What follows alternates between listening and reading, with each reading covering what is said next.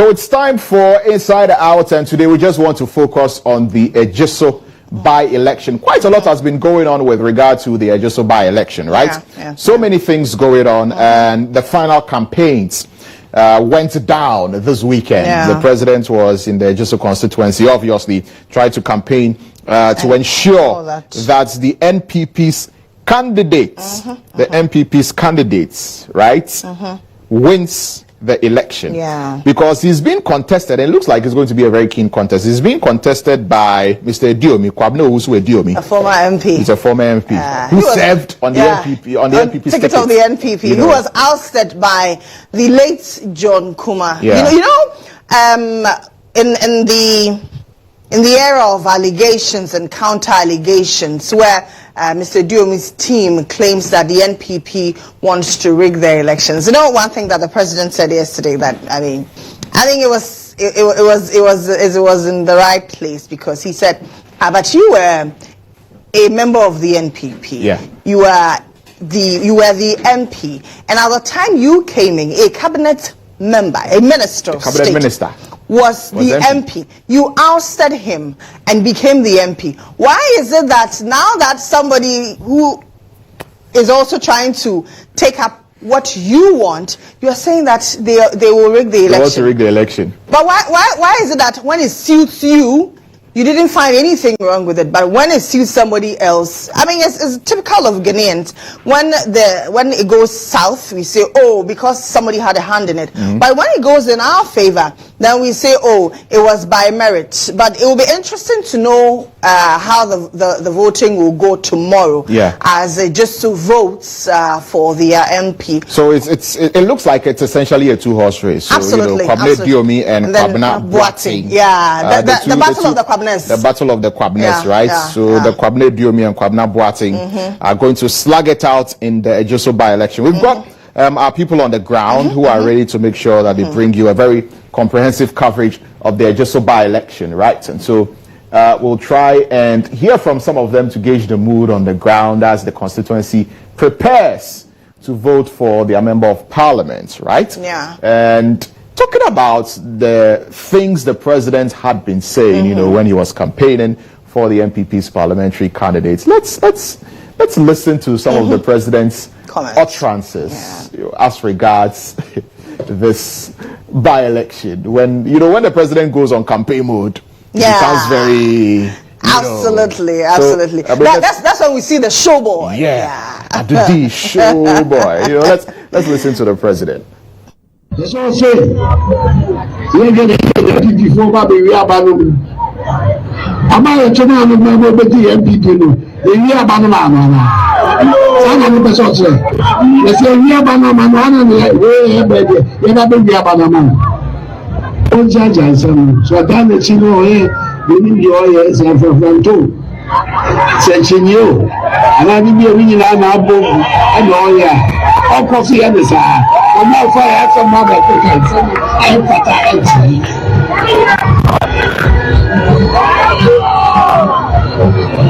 I just also no. And then I'm sure they acquiring ever Jesus. If you bring a year if you are available, I think acquiring the 1 year, I will have a chance to force it and no any They are yet to want to be. He's not chairman. There's a make-up from whom I said that here. I could be a one Ghana, make and I'm not to me. I'm so fun.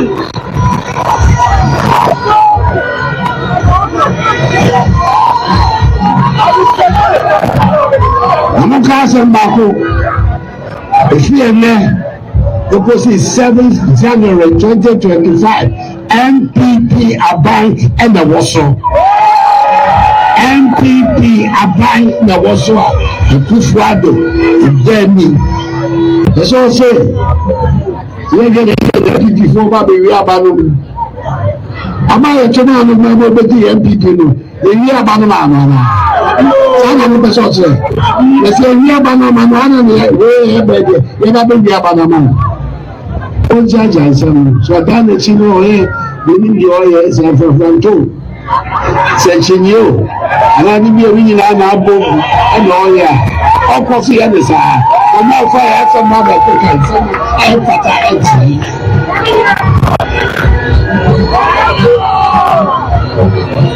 I just also no. And then I'm so there, acquiring ever adjustment. If you bring a year of your available, I think a fine 1 year, I will have a chance to force it and no end of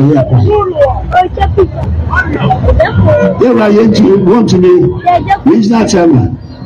There's a make out from whom I found it here. I could be a one Ghana, make and I'm not to be I'm so fine.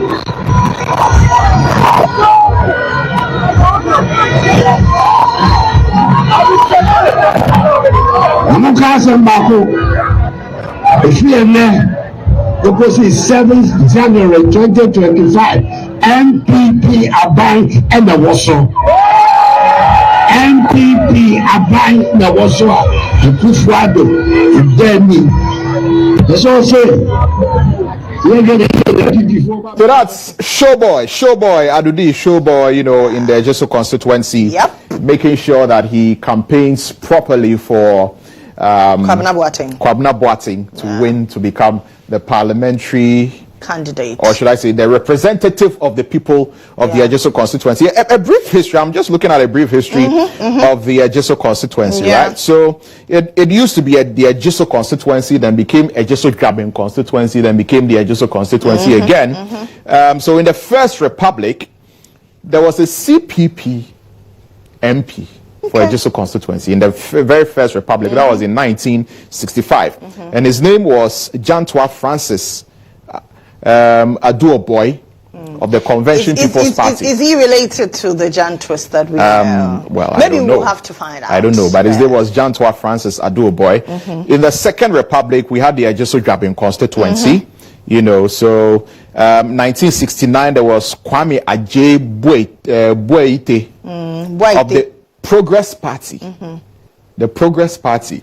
Then we had in the Third Republic John Emmanuel Amwa of the Popular Front Party became the. So you see that there have been different parties. So from the CPP to the Progress Party to the Popular Front Party, and then we come to the Fourth Republic, still a GHOne constituency. 1992, Mohamed Bouachi Ajimai of the NDC. So the NDC has had an MP in a GHOne constituency before a GHOne. Then in 1996, the NPP candidates came in. His name was Akwesi Osei Ajay.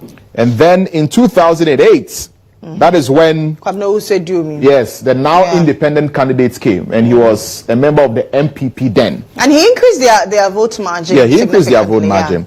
Yeah, so since then it has been the new patriotic party that essentially has, you know, taken over the Ejeso suite. So after Kwabena Diomi, then came John Apontua Kuma, whom unfortunately met his untimely demise, and now we have Diomi coming back to contest as an independent candidate, as against the NPP candidate. It would have been interesting if Kwesi Nyantakyi was there. I know, I know, but he's not there. Yeah, you know. I mean, nobody saw this coming for Kwesi Nyantakyi. You know, he lay low for a while, and then out of the blue, we heard he was contesting. He picked up his forms and all that, and so I mean, maybe it will be refreshing to see him contest again in 2028. But better luck next time for you. But it would have been refreshing to see him on the ticket of the NPP or any other political party for that matter. Yeah. So. I mean,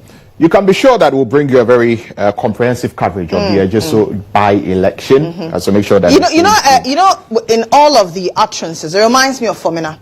You know what the president said about Siama. You know that he was a traitor and all that. Even Baumia calling also Diomi, saying that a vote for him is a vote for the NDC, and so should also Diomi win, will the NPP go back begging him like they did Siama, who is now their second deputy speaker? Well, so that's Janto. Oh, he looks like so that's the first MP, MP for Ejeso of the what's it called?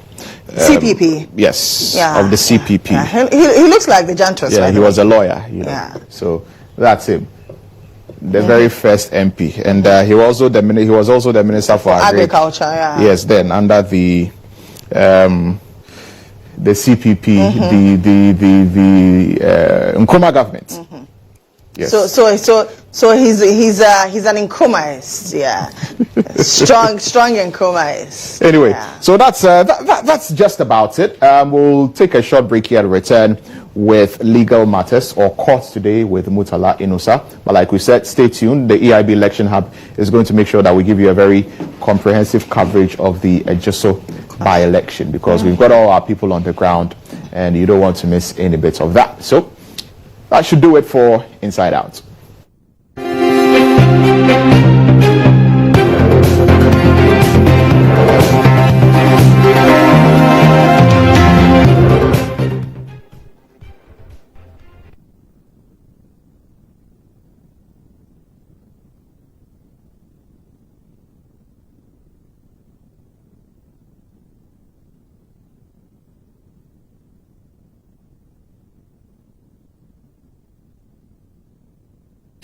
Yes, Murtala Inusa is here in the studio. Good morning. Good morning, Lantam. How are we? I'm good. Captain. Do you know how to dance?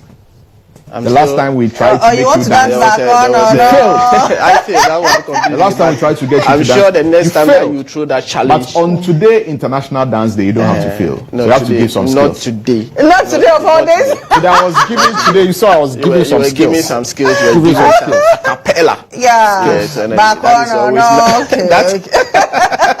You always remember Asamoah for that particular, and that song actually came at the time that he was at his peak as a footballer, and it was a whole lot of vibe. You are looking so sweet. Thank you. As always. Thank you. Thank you. You know what? Fresh girls. Because my light has been on. Oh. Mine has been on. Mine has been on. Oh my! Where are you people living? Mr. President. On Mr. President. On Thursday, Friday, I didn't have life. On 48, is it 48 hours? Yeah. 48 hours. Okay. Then yesterday, on Saturday. Thursday, Friday. That's 24 hours. 24 hours. Then on Saturday, in the afternoon. It went off. No, Saturday evening. Okay. It came on. Okay. And so this morning when I was leaving home, the light had been on. But I've had lights the whole of the week. Well, I mean, my lights have been going off. Now, just that it doesn't go off in the night, but it goes off during the day. During the day, when you're not around. 6 a.m., then the light is off. Yes, wow. So that's one 6 a.m., challenge. 6:15, the light goes off, and it comes back on at around 6 p.m. Oh, that's a At long least there's a stretch. clear plan for you now. Yes, so you know he has a timetable. I don't have, because mine can go off at any time. But Mr. President, where people are living, it looks like people know still be like, sort to them, Mr. President. You have to tell the people of Mr. Showboy, show them some love. They are a special case. How special? What do you know that we don't know? Yes. You know, they've had issues there, and sometimes even when they have lights, they have issues with what they call low currents. You know, the voltage is low, and you know, certain switches are working, certain switches are not working, and all of that. So I think it's an issue probably with some of their transformers, you know, and other things. So proper maintenance needs to be done there. And how often do we even change our lightning wires? Oh, but I know some houses that have been constructed for ages. There are issues. No, with that one, with the wire, that's something which, when you do the wiring of your house, you'd have to do it, you know, with quality material. But and I know that even before you need to look you at do it. your wiring, there are certified people who have been certified, you know, by the But I know of a house that I was staying before, and all of that. At the point in time, you could see the wiring all exposed, and it was very dangerous. Yeah, you know, I think but what we are talking about with the frequent outages in Kaswa House, it's a special with the wiring in their houses. It's got everything to do with the power supply that they are getting. The people, you know, the people there are many. So maybe Kaswa Republic. Federal Republic of Kaswa. We should give them a new region. A new region. Yeah. I think Kaswa would deserve that. Yeah. I think Kaswa deserves that. It is well. Anyway, it's time for Courts Today.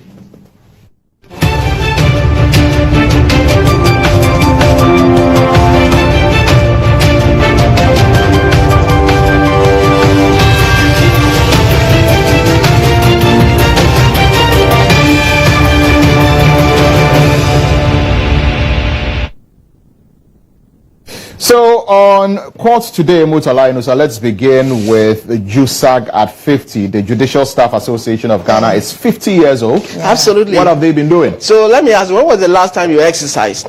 Oh, this morning. This morning? Yes. For how many minutes? Oh, about 15 minutes. Lily, when was the last time you exercised? You don't remember? I did. So yesterday, I decided to take a quick walk to the salon and back. The usual me would have driven to the salon. Oh, okay. But I said, well, I mean, I'm always you do some walking. Sitting in the car. Have you seen how I'm looking at you? Yeah, that's exercise. Lantam, how exercise comes in various forms. Exercise can be various forms. There's those who will be walking, there's those who will be jogging, and there's those who will be doing aerobics. They do it as an excuse. Me, I did proper exercise. When it was an excuse to I was walk. feeling sluggish, so I decided to do a few push-ups and a few sit-ups and a few jumping jacks before I entered the bathroom. Wow. You know, yes, so you know. Yes. And if you add the dancing that I've done this morning, it's also part of the. You didn't sweat, so that cannot be an exercise. Oh, you have to sweat. Which calories did you burn? Absolutely.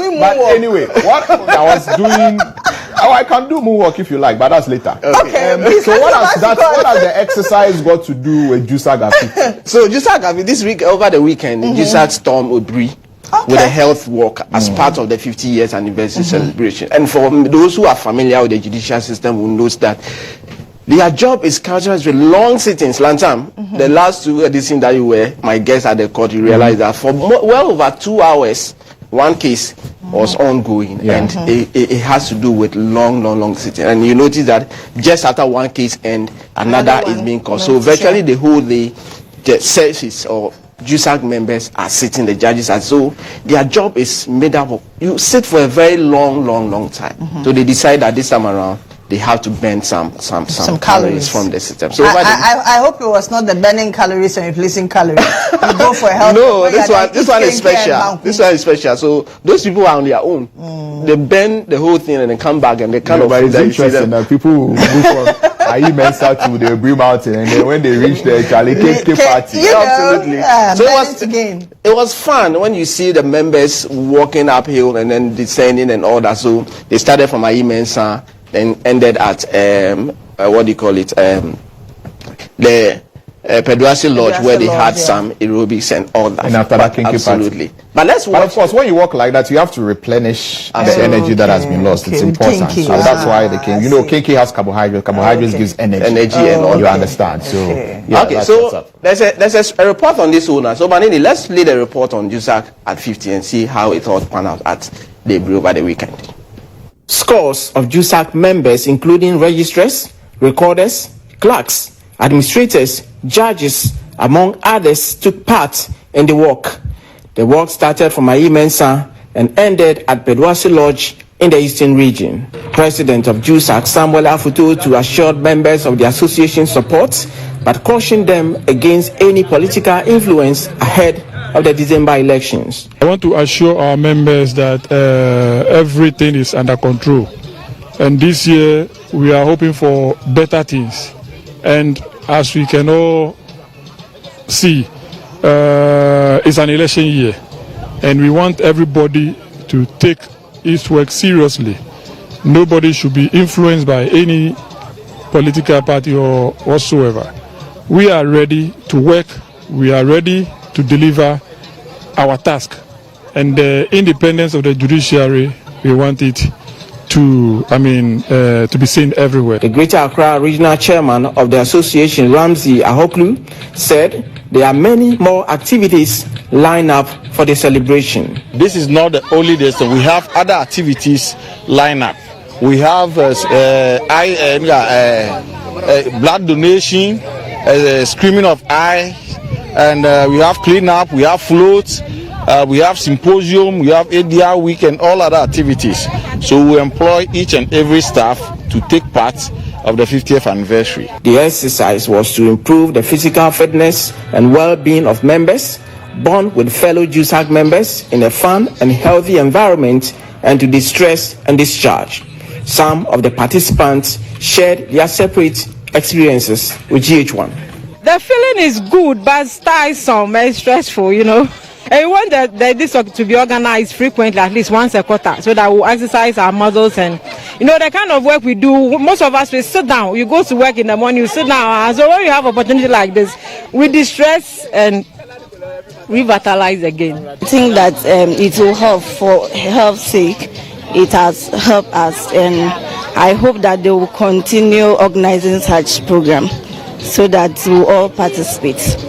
It wasn't easy, but it was fun. So, and when you want a goal and you want to achieve it, you must persist. So that's what I did, and it's all fun. Yeah, I walked slowly, but I managed to get here.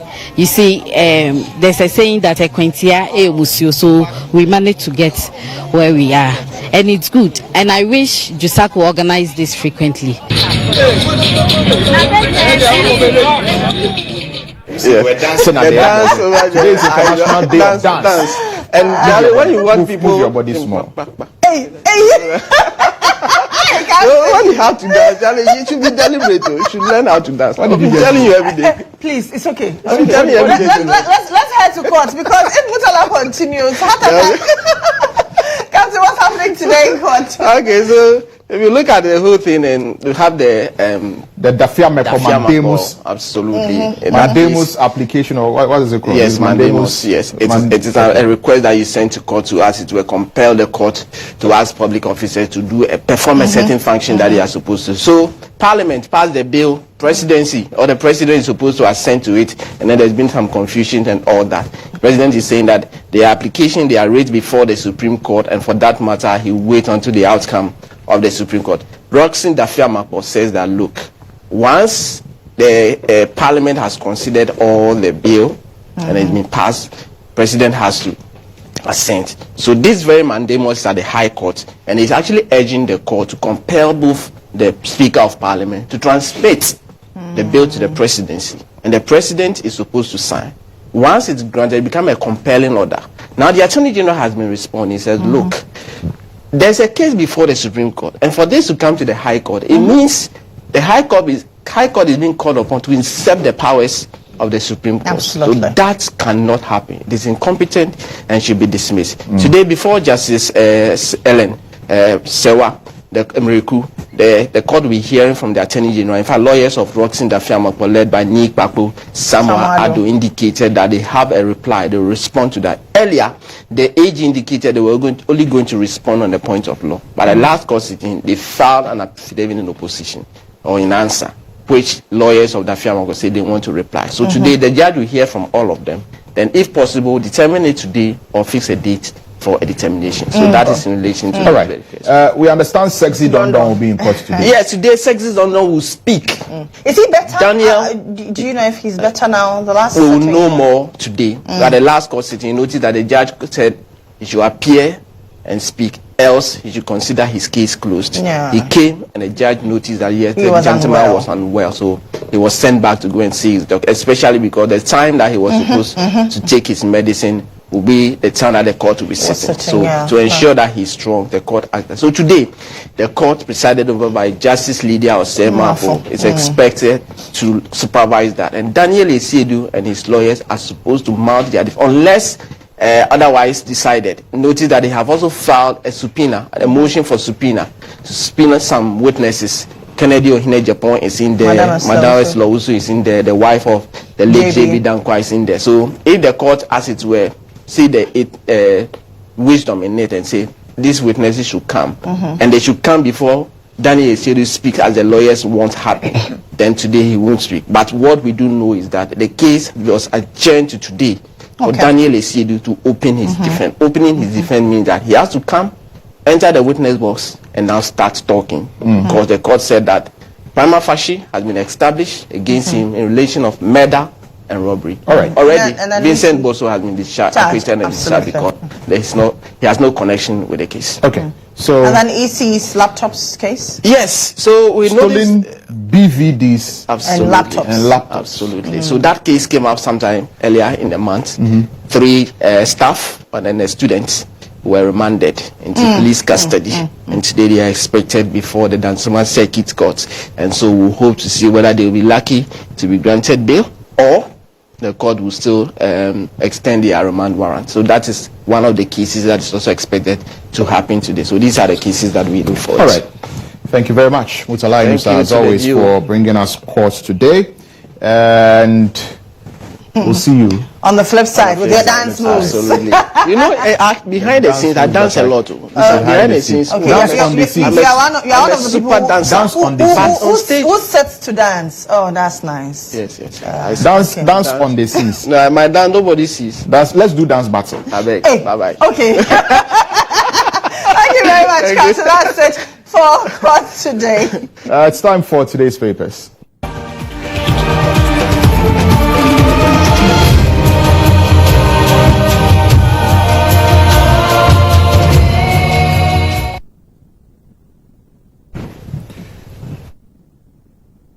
Graphic freedom of speech abuse worrying. That's according to panelists.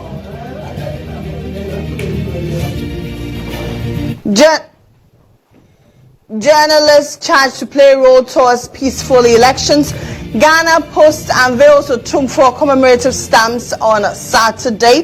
NPA boss re-elected head of African refiners and distributors. So that's something good for Mustafa Hamid. Yeah. All right, on the Ghanaian Times, flood alert.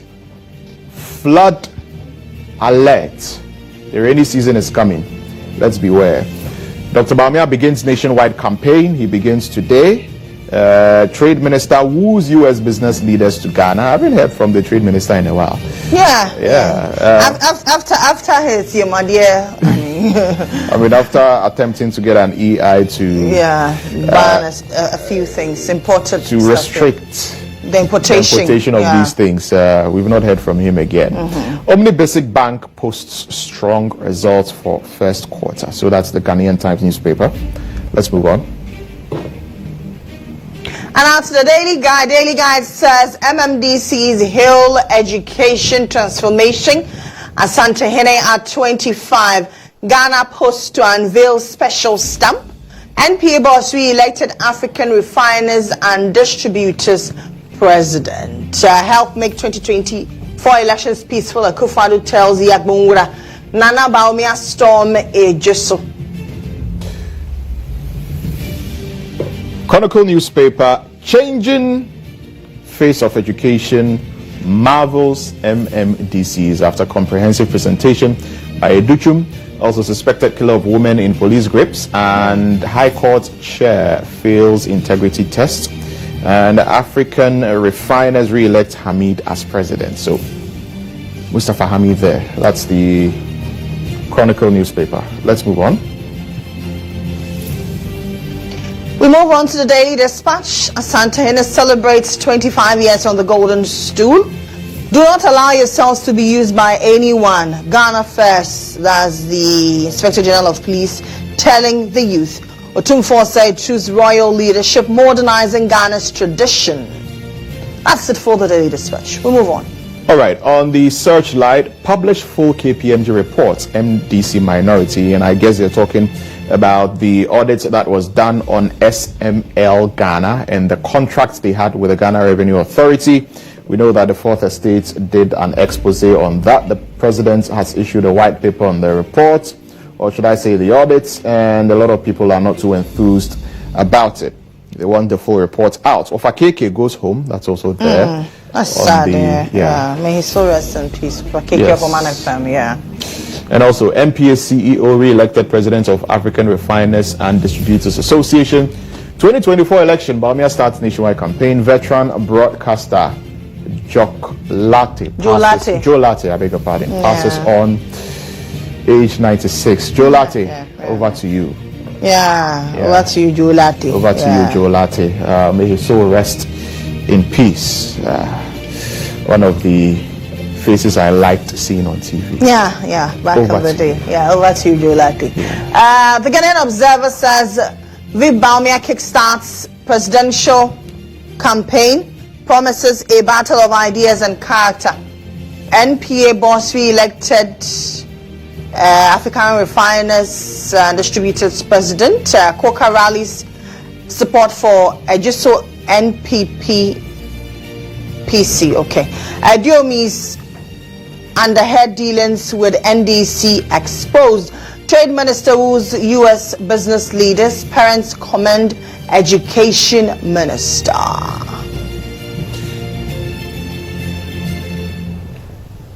Well, the Informer has essentially got some of the same headlines. Ghana Post honors Otumfuo, launches Asantehene commemorative stamp, EC corrects Imani, and there's an opinion piece which says the shadows of competent, versatile Napo and the enemies within. Okay. So that's it for the Informer newspaper. We do our final one. The custodian visit to Pope Francis. Ghanaians praise Baumia for religious harmony. NPP Wu's voters in Ejoso for Kwabena Boateng. CISCM inducts Kweku Ofori Esiama for insightful leadership. Uphold ethical standards, Jumfor tells journalists. That's the president of the Ghana Journalists Association. DME begins nationwide issues-based campaign. That's it for the custodian. Well, that's it for the newspaper headlines this morning. We'll take a short break here, and when we return, the breakfast review will be on. Stay tuned. Let's get into our conversations right away, shall we? Beginning with our education, where according to the Global Youth Development Index released by the Commonwealth Secretariat, which tracks progress of education across many countries, education processes that enhances the status of young people, empowering them to build on their competencies and capabilities for life. They have ranked Ghana number 125 out of 183 countries. There are some people within the educational space who are saying, well, this is not good enough. But there are those who believe that we are making strides with regard to education. There are model schools that are being built. There are investments that are being made within the education space, and all of these things should be factored, into some of these indexes. Wanda, let me begin with you on this. How do you view Ghana's ranking? Okay. Yeah, first of all, let me say good morning to our viewers. Good morning to yourself, Nana, and then Reverend. To be on the show with Nana and Reverend this morning, it's a pleasure. I must say that usually when it comes to rankings, I'm not really particular about it. I'm always particular about the two states of the staff. We, as Ghanaians, what do we think? How do we see the educational system? That is my concern. You recall that the MPP government, their main game was free SHS. In fact, that was what brought them to power. And some of us felt that they started on a very good note. In fact, if you look at the IMF reports, said as a result of the free SHS, there had been increment in enrollment. But that same report said that, look, there's been poor outcome. The IMF report said that, look, the free SHS is not being handled properly. And in fact, the former finance minister, Honorable Ken Oforiatta, at the time the program was being implemented, came out and said that, look, he doesn't think that it's being done properly and that the free SHS should be targeted to some people, those who need it the best. So clearly, you could see what we call priority in his statement. People underestimated those statements and all of that and made the politics out of it. But we could see now that in spite of the fact that a lot of resources has been pumped into the educational system by the MPP government, leaving the other sectors, even the educational system itself has proven not to be managed properly by the MPP.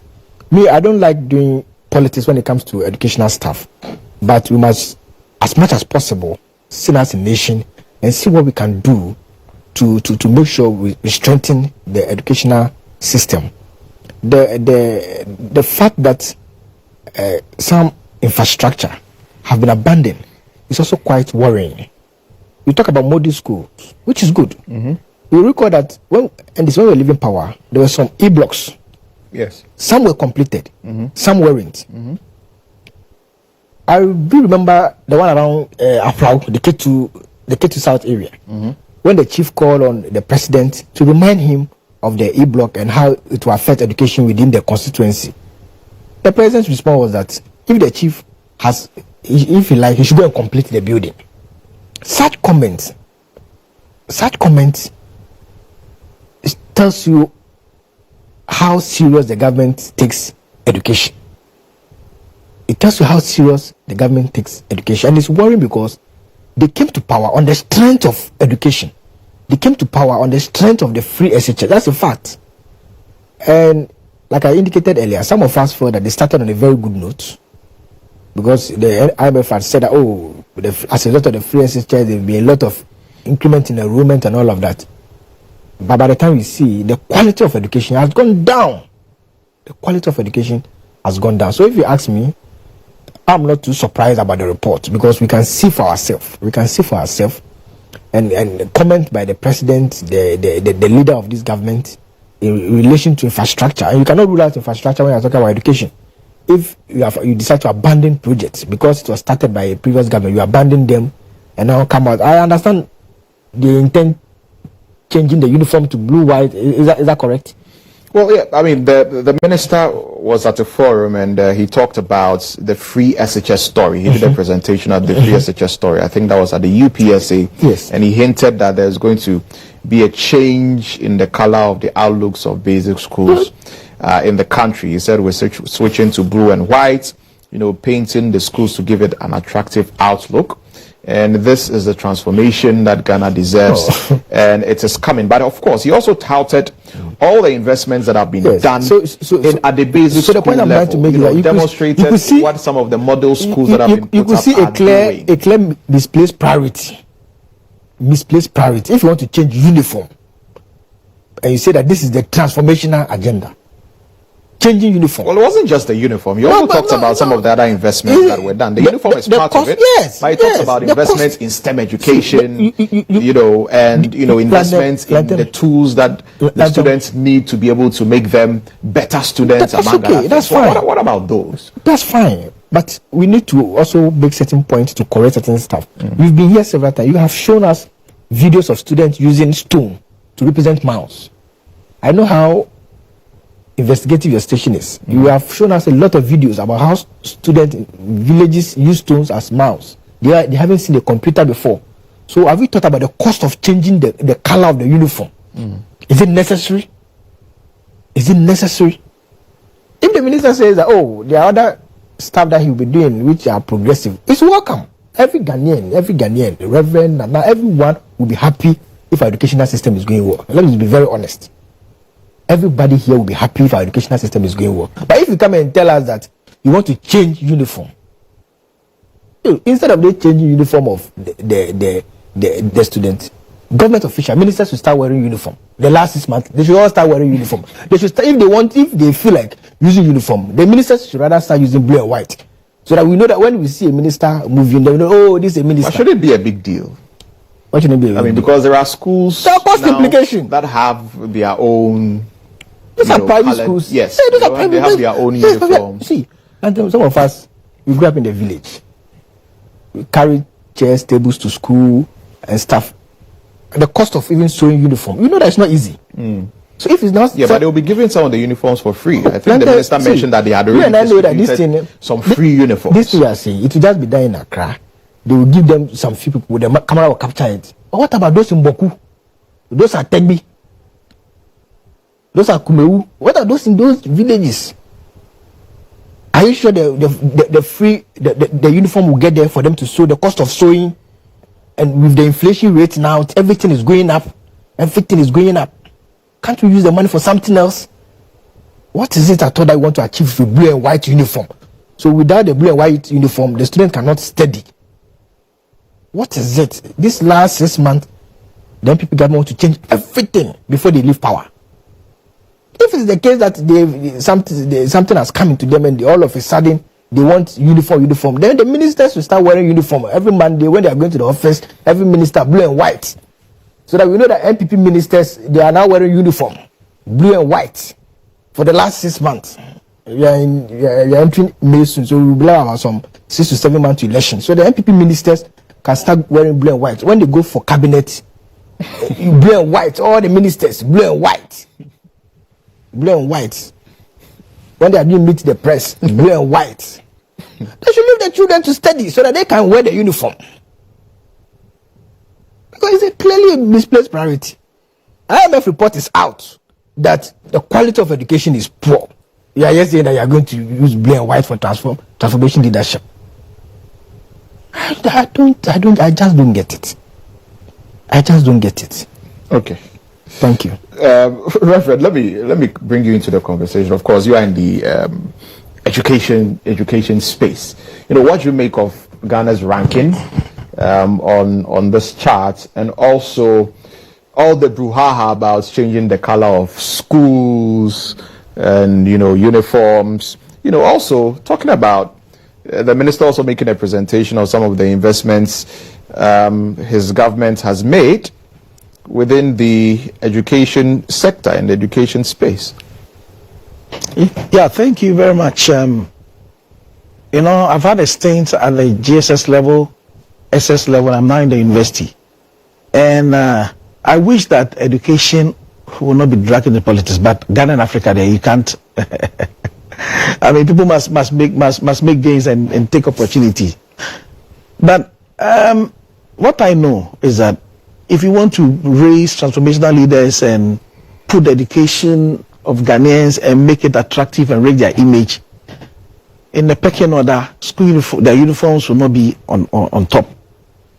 Key things: infrastructure, teaching aid, training of teachers. And I know that the government even promised to give teachers laptops and things. So if he wants to see a transformational country with its students, the laptops that they promised to the teachers must be given. And they recently are also promising secondary schools also some tablets. I heard some GS people say, what about them? Would they also get some tablets? So to me, ideally, changing uniform shouldn't have been an issue. But I mean, it is because of what it is said that because you want to raise the image and now you want to paint and you want to in trying to change the image, those in the pecking order will be at the bottom. So the key thing is provide them with classrooms, infrastructure, because some people are still writing on the floor. So what about those schools are still under trees? That should be of national concern. It should be a national dialogue. And I think that we should have a national dialogue on how to improve, because this ranking is not good. It's not good. That means we are at the bottom. Well, I mean, we are not even in the first 100. So the output is important. So government is making investment. Other governments have made investment. Nkrumah's time investment, Liman, I mean, everybody has made investment. So for investment, it is good. But it's the outcome that we show. So I'm sure that if we were having very, very good outcomes, it would have affected the rankings. But I agree that let's put the rankings aside, but let's see what is on the ground. That's right. What is on the ground? I mean, it's good to, I'm thinking we've come to a point in time that let's review all educational system, including the free SHS, everything. And let's have a national dialogue. Let's see how we can move Ghana forward in terms of education and make Ghana a better place. Because I know that sometimes Ghana was a sought after place. I teach in university and we used to have people from other places coming. But now we don't see them much. So if our place become a place of choice, we'll have people traveling all over coming to school in Ghana. So I think that the priorities must be, let's provide teaching aids, let's provide teachers with what they will need, let's provide infrastructure, classroom, because if it's chairs, you go to some place, no chairs. People are under trees. So if we want to raise the image, and then the results, because the results, when people are churning out good results, naturally, the image of the school will be good. Because at times people say, I want my child to go to this school. Why? It's because of the results. So let's see what can make us have good results. Good results. And I believe that as a teacher myself, teaching aid, infrastructure, I mean, getting them all the things that they will need to help them concentrate is key. So, uniform, because I know that because of politics, if assuming they change the uniform to blue and white, we don't know which government is coming next. Because now we see Flagstaff, Jubilee House, Flagstaff. Those things will be happening. So if we have a national dialogue, we all agree that this is what we want to do. No matter who comes, they know that this is what we all agree.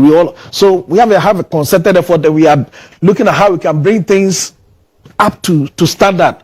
I think when that happens, nobody will complain. So it's good to have a national dialogue, and let's think about what we can do to improve our education and put Ghana at a higher pedestal so that our place will become a sought after when it comes to education. So the Minister of Education believes that in doing a transformation of our education system and in beginning a transformation, there must be evidence of it. There must be a refresh of the entire system, right? And in doing so and demonstrating that we're actually doing massive investments in the education space, a change of, the uniform and the colors of the school would go a long way to represent that change. And if I'm to quote the minister, he says, you don't see brown and yellow. We are rebranding public schools.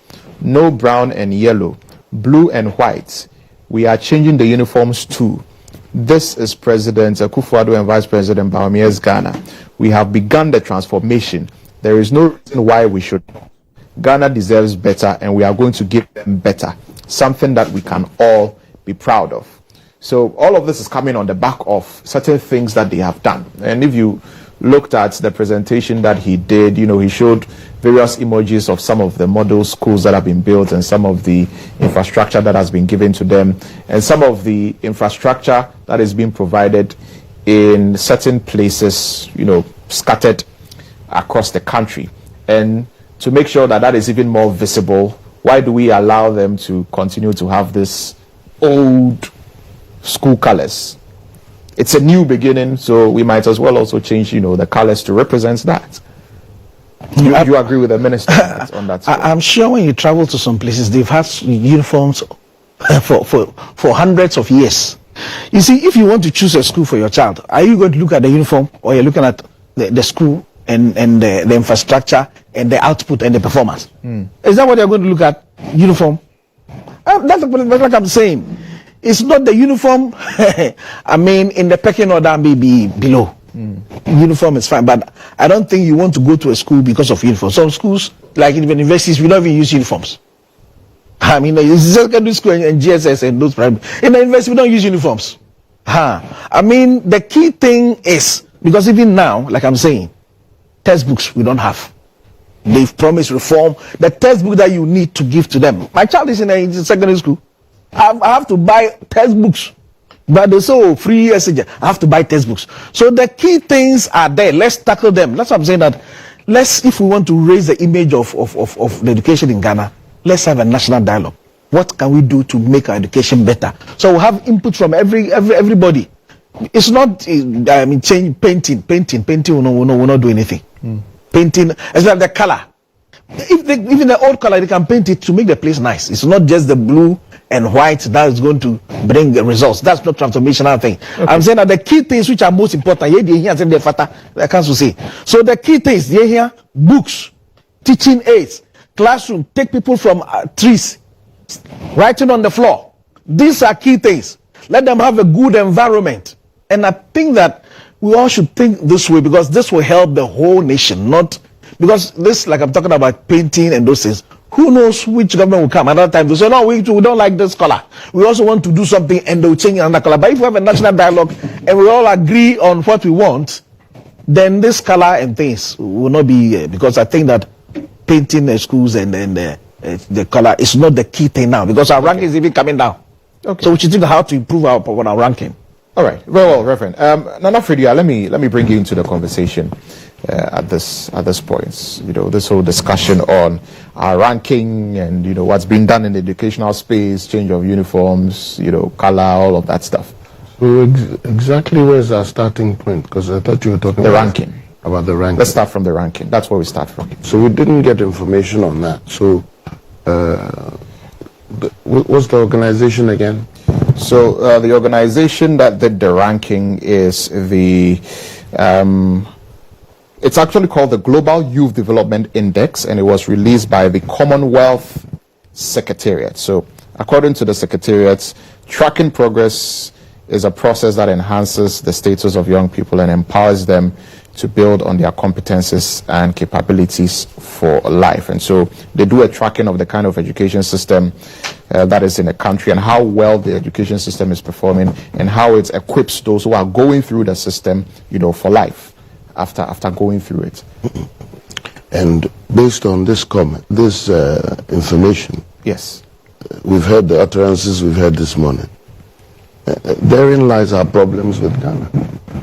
This is the issue, and look at the things we're talking about. Nothing to do with those criteria. But let me start with the issue itself. I haven't, like I was confessing, I haven't heard about this before. It would be good to hear the details of the criteria for ranking, and then we'll be able to determine exactly where our problems are. If I were to take a basic position, because if they're saying that what are the tools to empower students? Not so. It's one of the things is what are the tools to empower the youth? Yes. That means you're looking at the quality of education. Yes. The content of education. I don't know what the number one country is and what it is that they have used to become number one. But that should be... The number one country was Germany also. Germany. That's when I looked at it. Okay.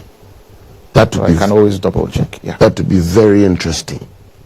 Very interesting because if we look at where we have been as a country in education, and you look at the decisions that have been taken over the last few years about targeting to become very good, you will hear the President Akufo talk about Germany.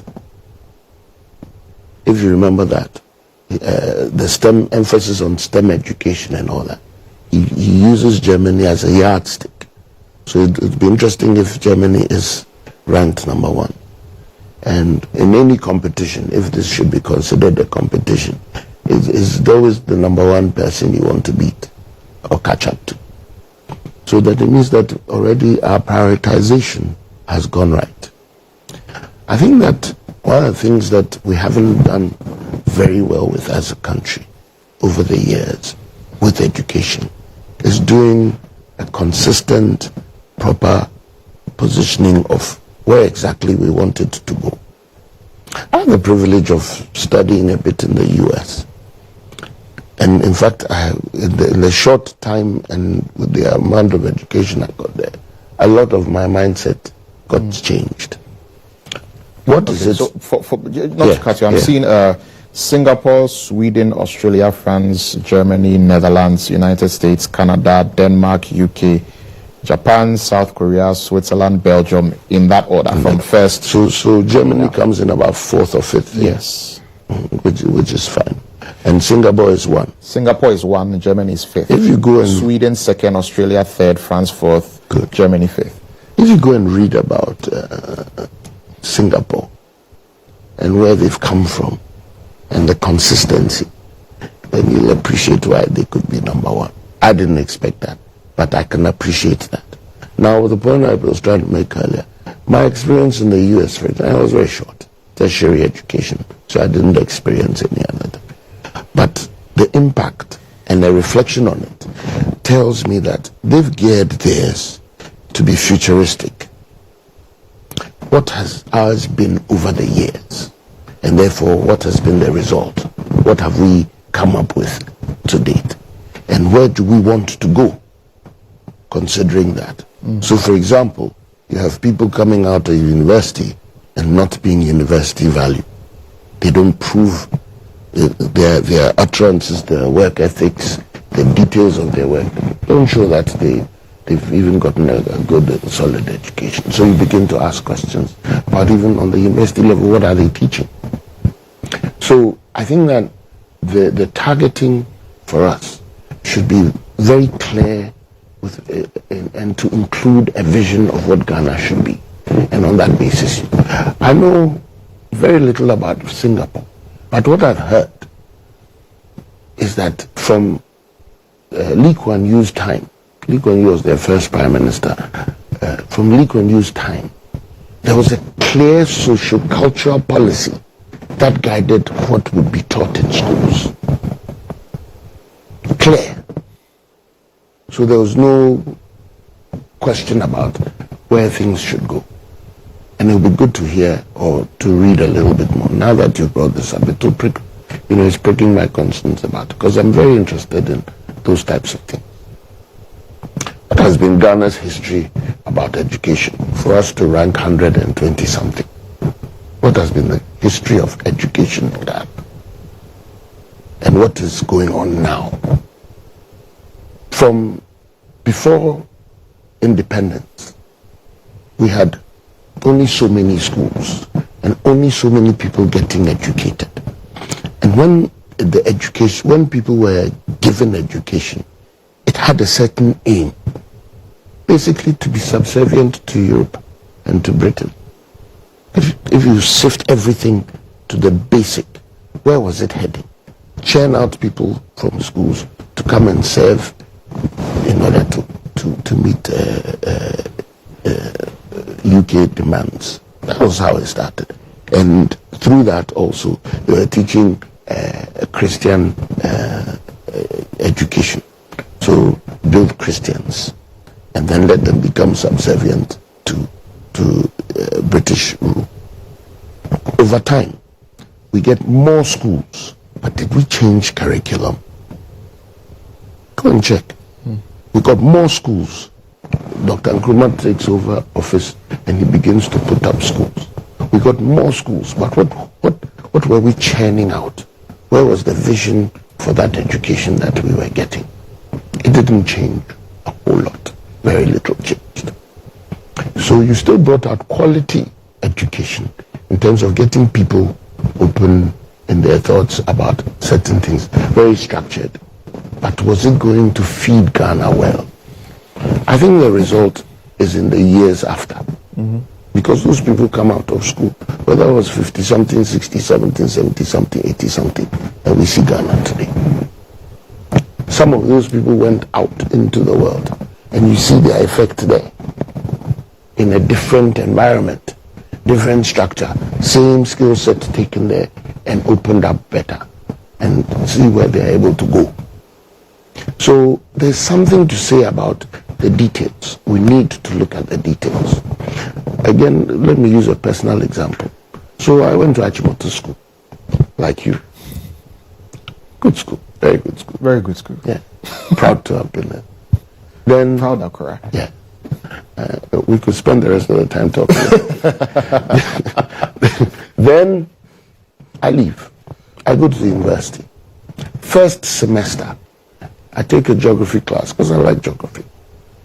I go in and then they give me the list of books to acquire for class. And then in there is a geography textbook that I used in Form 3 at Achimota School. And this is a class I loved from Form 3. So you can imagine that it wasn't difficult at all. I ended up being a tutor in my first semester in the university. What's the point? The point is that at the time when I was in school, the quality of education, for whatever aim and objective, like I stated earlier, still the quality was high. Today, from then when I left till today, the quality slumped. It didn't slump from 2 years ago. It didn't slump from 8 years ago. It started slumping at that time. So people need to learn the history. When the PNDC took over, they suddenly changed the education structure, introducing JSS. Suddenly schools had to find space and put up JSS infrastructure in their schools. That time, just when they were fixing that, they hadn't checked the quality of education. And then they changed uniforms. In my primary school, the girls wore checked clothes, blue and white. And the boys wore white tops and black and khaki shorts. Everybody was now going to wear cream, I don't know what that color is. It orange? Yes. What do you wear now? What they were, yeah, well, cream, orange, I think it's brown. Orange and brown. Brown. So this government should not commit similar mistakes. I'd be very happy, Wonder, if you did not do wonderful things again. Because I listened to you quietly, and you raised preposterous things. You have no knowledge about what I'm talking about, and you said all the funny things you said. Now, at that time, what was the relevance of uniform? And such that suddenly we should all stop wearing the uniforms, that bright colors, children coming out of school and you see them, they are all their different colors. And why was changing uniform important? Why was it important? Why the sudden switch to JSS? Something that was an experiment. It was a pilot project from the 1970 or 71. Dr. Buzia launched that because the idea was that you want to generate a certain level of depth in education, even if you stopped getting your education at Form 3 level. And you have to be wrapping up for me, Nana, so that we can move on to the next. Well, I have two points of view to combat in addition to the issue you raised. So yeah, but because of the time. Don't worry. Clanton, you always do this to me, so I'm not worried. And I always look at the time. You always do this to me, so I'm not worried. So you come through all that. When he did that, it was supposed to be a 10-year process in which they would study the system in the piloting. So Kimbu, that we know, fell into that system. What information had been taken out of that to see that it will work for Ghana before the PNDC now suddenly splashed it on Ghana? And because they didn't do the right homework, look at us today. Today, we talk about issuing free uniforms to students. Some people wanted to help the girl child with pads and all of that stuff. Were those relevant to the quality of education? Of course they were. What did we think about that then? The NDC proposed this pad thing, and everybody was up in arms about it. What was the relevance of that? Because when the student is going to school and they are uncomfortable, they might end up not even going at all. So you create an environment for them to be. If you think that uniforms don't have an impact on students, then you don't understand education. But listen, this one, we want to talk about quality education. It has nothing to do with ministers wearing uniforms. That's mediocre. It has nothing to do with saying that today you have students under trees. Because it started, that student under tree thing is not a recent phenomenon. Okay. And it's prioritization. And people haven't looked at those truths. It's not about foreign students used to come. It means your quality in your system is going down, because in other universities in this country, foreign students are clamoring to come, not only at university level, at lower secondary levels and primary levels. Go and check out the schools in Ghana. So that's not where the focus is. The focus is in what are teachers teaching. What kind of education are teachers giving our students, such that they are going to come up with these things. All right, very well. I thought some people said that they don't want to do politics with education, and yet everything about what they said this morning had to do with politics and nothing to do with education. Let me come back to you. I haven't finished though. And no, but another time. I mean, don't worry, I'm done. You've spoken more. You've had more time than the two of them together. Yes. Together. Yes. Not together. Yes. So you've had more time. Together, the two of them. Together, more time. Together. I didn't say together. I think you've had that's more the time point. I raised that together they have both done this, and so you need to give me time to counter this. So we need to move on to. Let me just say yes, Wonder. But we need to move on to the next issue of the by-elections and all of that. Yeah, yes, basically what I just want to say is that the educational system has changed over time. For example, when President Kufuor came, he changed it from 3 years to 4 years. It created a lot of conveniences. There was no infrastructure in place, but we had to. Some schools have to force to find a way to accommodate students. So my point is that let's take a principled position. If you thought that 30 years ago, I was in probably around 40 years ago, 50 years ago, if you thought that changing uniform at that time wasn't good, then let's take a principled position now. Is it relevant now? Nobody's saying that students don't need conducive environment. They do, but let's prioritize. That's what we are talking about, the priority.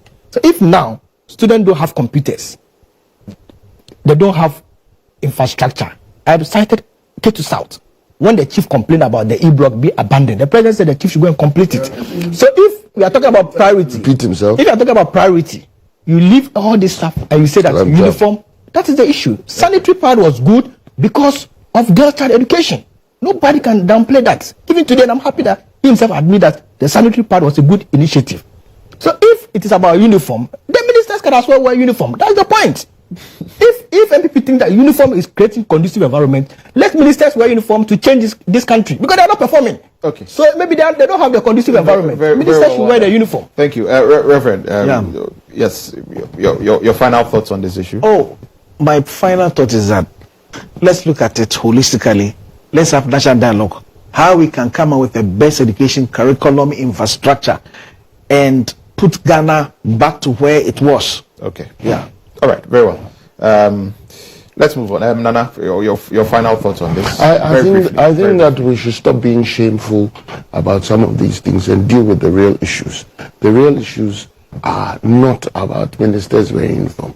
The real issues are not about whether you are buying textbooks or not. The real issues are about what are students being taught and empowered with, such that when they go into the world, they'll be productive for themselves, their families, and the community and the nation. Right. That's where our objective should be, not these small things that, petty things that. All right, very well. Let's talk some politics now. So the flag bearer of the NPP, Dr. Mahmoud Bawumia, is cautioning voters in the GHToday constituency to guard against voting for the independent candidates in tomorrow's by-election. Addressing people on Sunday, Dr. Bawumia said that the vote for the independent candidate is a vote for the opposition NDC, since they are supporting him. So, in quoting the Vice President, he says, currently we have 137 members with Dr. John Kume's death. We still need some more to match up to the NDC. So, we should vote for an NPP person who is Kwabena Boateng. If you vote for the independent candidates, you are only giving power to the NDC who are supporting him. Very interesting comments. It's interesting because the president, at the time, I think some time back, when the Formina elections or so, when the current second deputy speaker, said he was going independent because he felt he wasn't treated well by the party. Similar comments were passed that, well, I mean, he's not a member of the party. If you vote for him, it means you want to support the NDC. And after he won the election, the NPP had to try and appease him and all of that. Nana Fredia, is it? I mean, this is somebody who was a member of the NPP who now wants to be an independent candidate because for whatever reason he believes that the NPP perhaps hasn't treated him fairly or whatever, and he stands a good chance. So, I mean, is it in your estimation politically okay to make an utterance like this, considering the fact that the person has a chance of actually winning? So what if he wins? He was a member of the party. What then would the NPP, do after all these comments have been said? Well, Landa, first of all, a quick comment about your producer sent me a news item about the education ministry clarifying the point about uniform. So, and that point was that the minister's statement was supposed to be geared towards the new institutions that are put up. Then they will phase it into the rest of the country. That clarity is important. Now, on the specific matter, personally, when the gloves are off, you don't look old. And if we want to be dishonest and come up with all kinds of that's fine. Let people be dishonest. As far as I'm concerned, when the gloves are off, no bars, no holds barred. You don't understand? You know what I mean? So you don't, people are feeling punched. flow. I like Nana, yeah. All they have to do is do this, so then the punches will... Yeah, we'll cover. So, we shouldn't stop kidding ourselves. What is our objective in Edgeso? To win. Yes. And what will it take to win? To counter anything that will slow us down. As far as I'm concerned, it's not just targeted at any one person. Anybody on that ballot paper, as far as we're concerned, we must defeat. And we must do what it takes to defeat them. That's all that matters. When you finished an election, and it's not supposed to be bloody, elections are not supposed to be bloody. When I say bloody, I'm referring in a literal sense.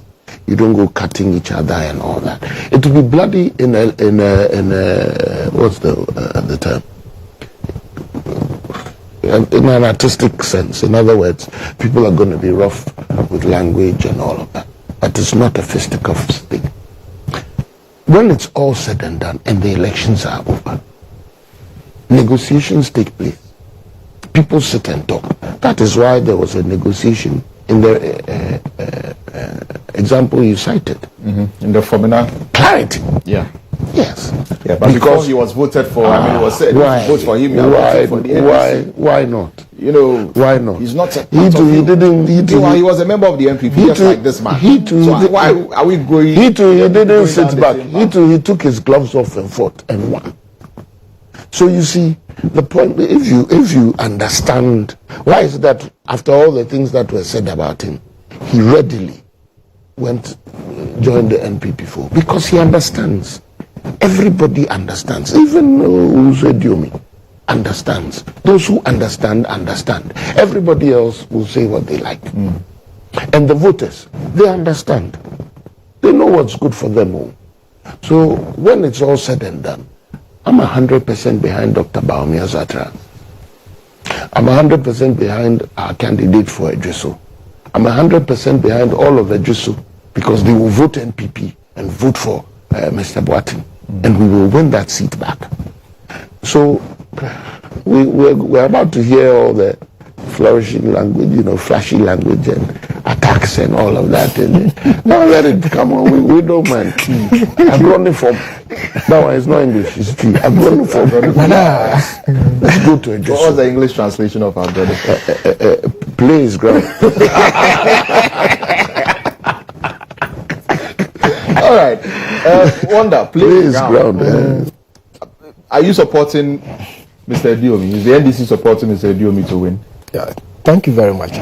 In fact, with this by-election, I cannot speak on it without commenting on the death of the late MP. I mean, the Honorable John Kuma. Very hardworking, very hardworking. It was so unfortunate, and may his soul rest in perfect peace. And condolence to the family in particular. I must say that normally when things like this happen, we do not want to talk too much about the death because it is God that giveth and God that taketh. When young persons, promising persons die, it's a cause to worry. And the circumstance surrounding the death is also worrying. I must say that for me, usually when things like this happen, as a legal practitioner, I always want to look at the autopsy report and all of that. But Ghana, we have a culture. If within 1 week or 2 weeks of the death of the late deputy minister, MPP General Secretary and his team went to visit the family and they couldn't even accept water at the residence.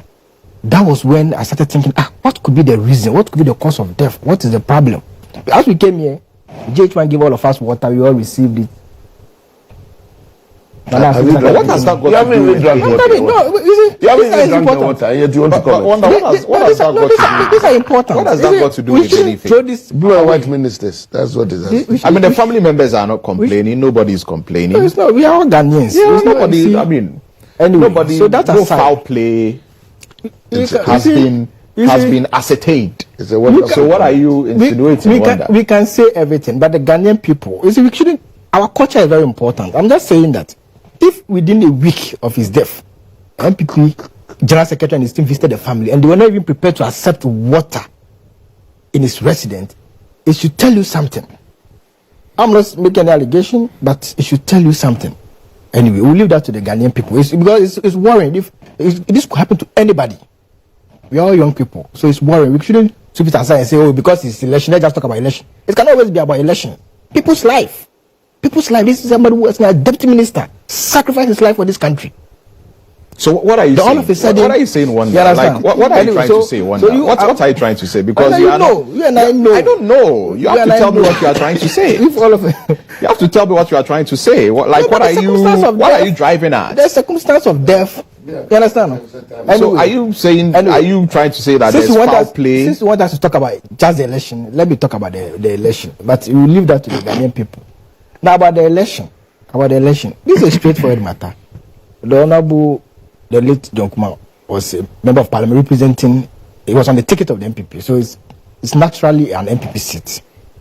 But NDC has occupied the seat before in 92. Of course, but when 92. I say no, by 92 MPP didn't contest the parliamentary. But what I'm trying to say is that it's a traditionally an MPP seat. It's just like Angola or Keta or something. It's a traditional MPP seat. But if you see the strength of the independent candidate, as a former MP, if you see the strength, I won't be surprised if he wins. And you have even put it in proper context. That the Fomina, this same dynamics happened in Fomina. MPP said, oh, this man is not the best person, he's not good, this, that. But as soon as the independent candidate won, they started lobbying him, begging him and all of that to work and partner with them. I just want them to be consistent. By the grace of God, the independent candidate will win from all indications. The independent candidate will win the election. Is the NDC supporting him? I'm saying that the independent candidate will win the election. Now, what happens? The MPP should be consistent. All the words said about this man over the weekend, they should just be consistent after the election. They shouldn't come back and start begging the man to join them in parliament and all of that, for them to form a majority group and all of that. They should just be consistent. Otherwise, this is straightforward stuff. The independent candidate is most likely going to win. That's my opinion. Thank you. All right. Reverend, let me come to you now. Yeah, just briefly, the politicians are but I think that from study, the seat is more or less an MPP seat, so they are likely to win. But I was surprised to see the president, the vice, all the key party people going there. So I was wondering what's happening. But I think that they shouldn't even bother themselves. I think that it looks more of the MPP winning. All the independent candidate was partly part of them. So I don't see why. I don't know whether it's a trend. That's why president, vice president. But I think MPP even shouldn't bother much. I'm thinking that since it was their seat, the sympathy vote and all that, they are likely to win. So they should. But I understand somehow because they know that now, if they don't get that seat, they will lose a majority group in parliament. Right. So that's why they don't want to take chances. And the independent candidate may be sending some shivers down the spine. But I think that the odds favor them, so they shouldn't be afraid. So they are don't think the independent candidate No. He's a three-time I don't think so. Three-time MP for the constituency. Yes, three-time former MP for the constituency. He won on the strength. What I observed, John Kuma, he lost. Yes, so what I observe is that he won because he was on the ticket of MPP. Okay. And MPP, they are strong in that. So momentum is on their side. But the MPP were also strong in Fomina. No, the Fomina it's case, an MPP seat, but the people decided to vote for Mr. Siama. Yes, the Fomina case is a little different. Because this one, they went for a contest and he lost. And then Kuma won. Is that not it? Mm-hmm. And now God has called Kuma to glory. So the seat is MPP and those kind of. Is it God that called him? I'm a pastor, so we give everything to God. God has not allowed anything to happen. I'm just asking whether it's God that called him. Yeah. So he was called by God, and so I think that momentum is on MPP side. That's what I think. Yeah. So I'll be surprised if they don't win that seat. You'll be surprised if MPP doesn't win. Yeah. They are likely to win. All right, very well. And so speaking of who is winning, which election, President Akufo-Addo is vowing that he's going to hand over power to Alhaji Dr. Mahmoud Bawumia. He says, I mean, he cannot hand over power to somebody that he has defeated twice. The person he defeated. Talking about former President Mahama. It's not the first time that the president has made comments like this. I've heard President Mahama say that it is God who chooses leaders, and it is not in the mouth of President Akufo-Addo to say who he will hand over power to. He wants to remind President Akufo-Addo that it is God who chooses leaders. Nana Fredia, is there anything wrong with what President Akufo-Addo said, that, I mean, at all costs, whatever he's not going to hand over power to President Mahama? People have called commentary like that dangerous. Now, what does he mean by that? At the end of the day, it's people who decide, and so he shouldn't be saying things like that. Or do we just take it as the usual politicking because of the political season? Let me quote the president. Yes. According to the link that you, the producer, sent. Yes. It says, let me go straight to the part. It is God willing, when I come, that's when he comes back to campaign. He says, okay, let me start from here. He says, before the election is held, this is a quote from him, I'm going to come here and pay my proper goodbye to you and thank you for the cooperation that I received from you when I was president. God willing, when I come, I will come with a man who is going to be my successor. Wana, you know that the man I removed from the seat, I cannot have him as my successor. And as a traditional ruler, you understand what I'm saying. This is the key point. That what's wrong with that one? What is wrong with that? Go back to just the Fourth Republic's history. Check out what President Rawlings said on his last goodbye. Check what President Kufuor would say. We didn't have the privilege of hearing President Mills. It is a fundamental political statement. Who wants to hand over to the opposite side in any election anywhere in the world? Who? Why do you think Obama campaigned for Biden? It wasn't for a dislike for Trump.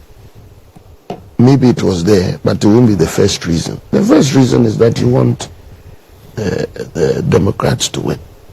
Why did Clinton campaign for Obama?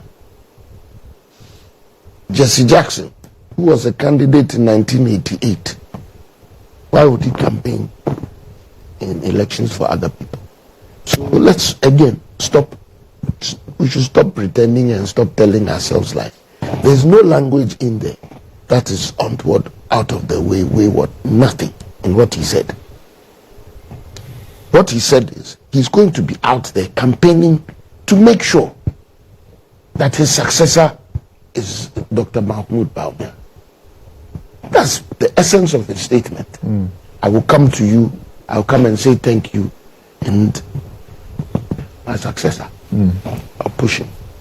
So he can't have any other person as a successor. You see, yes, but it could be anybody apart from whom he prefers. That one, the final election will be the determinant. Yes. But as far as utterances, there's nothing stopping him from saying his preference.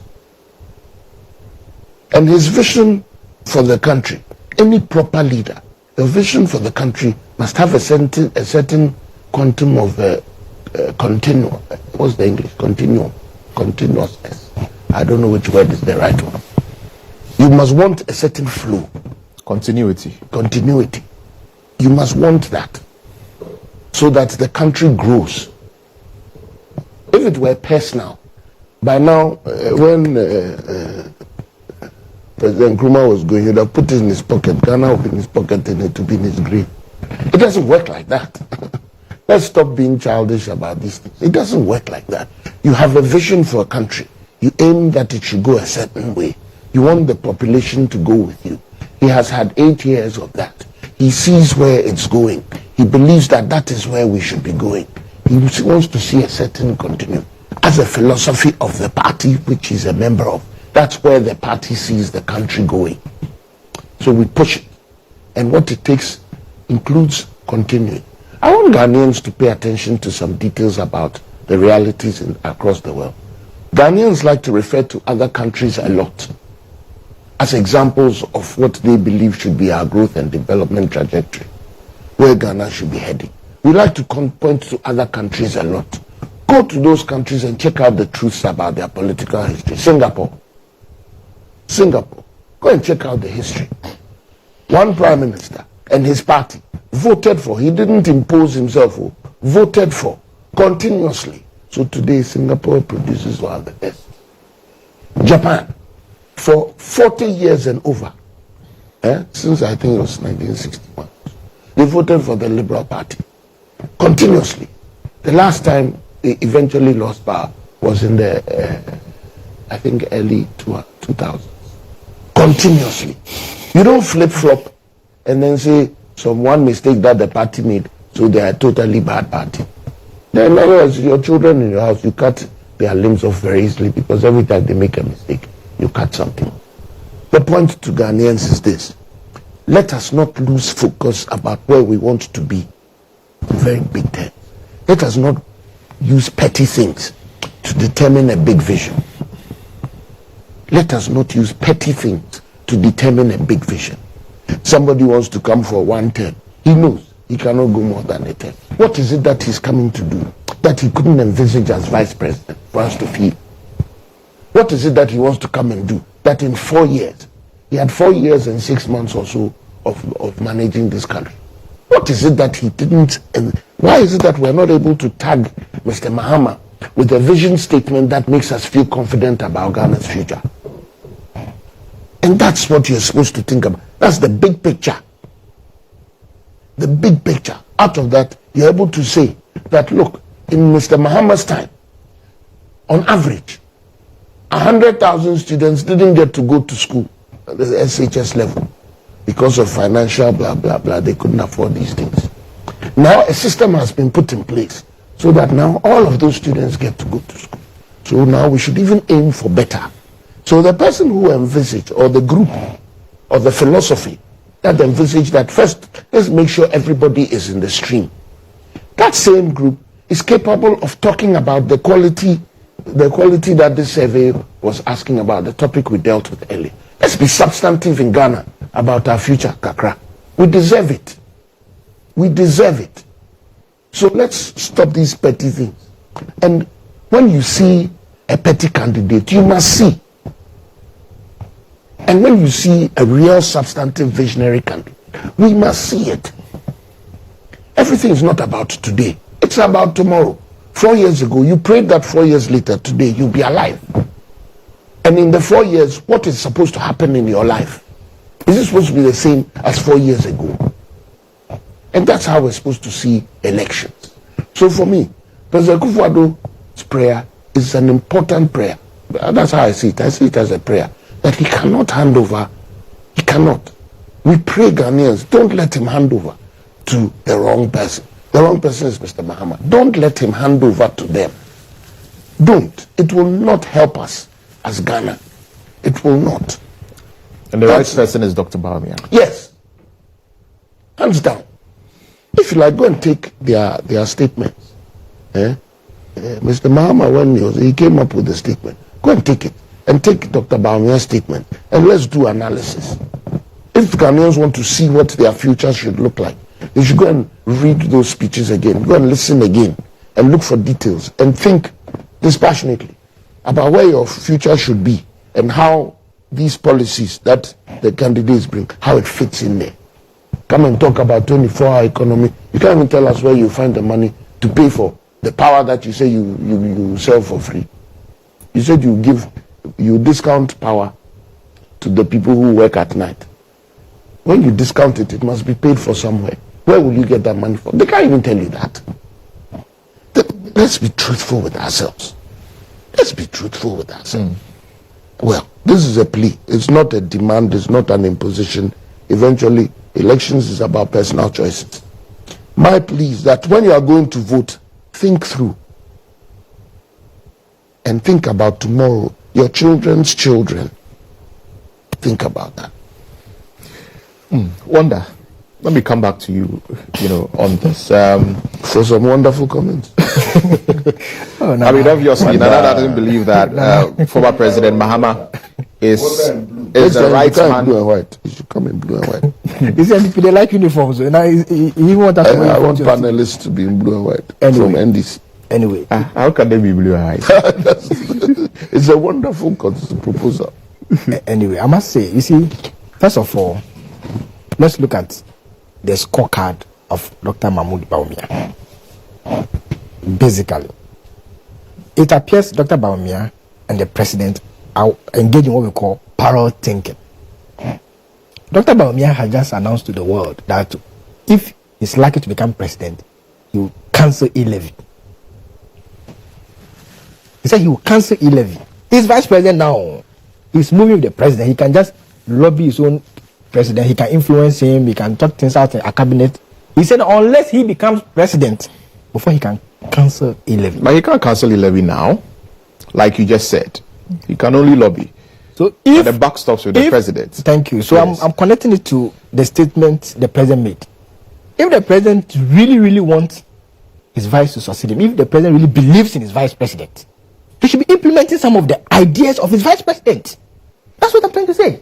If you really believe in your vice president, you believe that the vice president, the mates, can take over from you, you should be implementing his ideas now. That's the best way to show him love, to show that you really believe in your vice president. The best thing is to implement his ideas. That's the best way. That's Kelly politics. It's simple.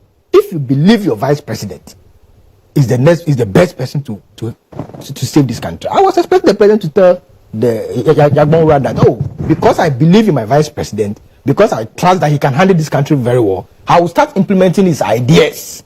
Simple. Then we all wake up and start clapping. But you don't believe in the man, and you say he will succeed you. But Reverend is here. I mean, but how would he want somebody who he doesn't believe in? No. I will tell you why I say Reverend is here. The Bible says, out of the abundance of the heart, the mouth what? Speaketh. Reverend is here. I'm sure he will give us the specific chapter. It's out of the abundance of the heart, the mouth what? Speaketh. So it's like, if wishes were horses, the beggars what? Will ride. So it's like just a wishful thinking. So, knowing the president... I'm drinking the water. I've opened it. Knowing the president... Has he opened this? Oh, Nana. Water, please flow. Thank you. Knowing the president as a constitutional lawyer, I have no doubt that he will hand over to President Mahama. I have no doubt. Because if you look at the mood in the country, Ghanaians will vote for GHOne. And I have no doubt that President Nana-Addo will hand over to His Excellency John Mahama. I have no doubt. I trust President Nana-Addo on that. He being a constitutional lawyer, I respect him for that. But what he said that he will hand over at all costs to his vice president, it's just wishful thinking. He wish, but he doesn't even believe in that. Because if he believes in that, he will have started implementing some of the ideas of Dr. Bawumia. And I don't know whether they think that Ghanaians we don't know how, we don't have the spirit or the sense of discernment. I don't know. Dr. Bawumia is going to give his policy. President Mahama, we have short memory. Oh, let me flow, Nana, please. Dr. Bawumia is going to give his policy a big statement. They deliberately keep President Nana-Addo. He will not come. Former President Kufuor will come. Everybody comes because Dr. Bawumia is coming to talk about he cancelling e-levy and all those things. They don't want Nana-Addo to be president, so that it will be as if Nana-Addo is not aware that e-levy is not a good policy. So he will not be there. But everybody who matter in NPP will be there. Former President Kufuor will be there and all of that. But Nana-Addo himself will not be there. Then Dr. Bawumia cannot come and say things. Oh, I will cancel e-levy. I will do this. I will do that. I don't know whether they think Ghanaians. You are in the same office with the person. If you think that this policy can help us, we are in serious difficulty. Look at the exchange rate. Dollar is running. It's running. At the time we're leaving power, CD to dollar exchange rate. Look at it was around 3 CD, less than 5 CD at the time we're leaving power. Today, as we speak now, as at last 2 it was 12 CD. I'm sure it's 13 now. Dollar is running. The last time I was here, and your editorial, you were talking about sanitary pad. The cost of it has moved because of the inflation rate. Look how we are suffering. So if the president truly believes in his vice president, he should start implementing the policy now. As for the mate, the president wishing that his mate takes over from him, it's fine, it's wishful thinking. But the people of Ghana, as Nana said, will decide. And I'm of the considered opinion that the people of Ghana will decide for JM. And President Nana have no choice. And I believe that he will hand over to His Excellency John Dramani Mahama. Why would the performance of JM is clear. Choose JM? Yes. And Nana started by mentioning our flagship program, the 24-hour economy. And even though you have some questions about the 24-hour economy. Exactly. I mean, how is it going to be funded? You know, what are the modalities and all that? Yes. So a lot of people try to link the 24-hour economy to like a night economy. It doesn't mean that. It doesn't mean that. It's a 3-shift system where you have people. Even in the US, I'm happy Nana said he had school in the US. Even in the US, you have people working first shift, 8 hours. People go in the afternoon, second shift. And then those who go in the night, we normally call them third shift. People work first shift, second shift, third shift. President Mahama talking about incentives. That, for those who work out of the usual shift that we know of, will be what? Giving some support. Look, as we speak now, there are some institutions that run 24 hours. Since Nkrumah time. So you believe Ghana has got into the 24-hour economy? Oh, exactly. It's not as though it's resonated with them. Look, as of 2016, some of us, we said that, look, the free SHS was a good policy. The fact that you're in a different party doesn't mean that you condemn something that will help the country. 2016, the people were campaigning with free SHS. Some of the NDs, most people say that, for this policy is good, but let's find a way if in case the NPP win, they should find a way to streamline it very well, because it was a good policy. That is a fact. The free SHS was a good policy. Likewise, the 24-hour economy. Allow me to punch him small. Why? Likewise, the 24-hour economy. The 24-hour economy is a good policy. So the fact that you are in the NPP doesn't mean that you condemn everything because it's not from your political party. Let's think about Ghana. Okay. Thank you. Thank you too, Reverend. Let me come to you now. So let me be brief on this. I think it's natural for President Akufo-Addo to think that he would hand over to an NPP person, but it's God and Ghanaians who would select. But I think why it is becoming an issue is that he said that because he has beaten Mama. But Mama has beaten him before.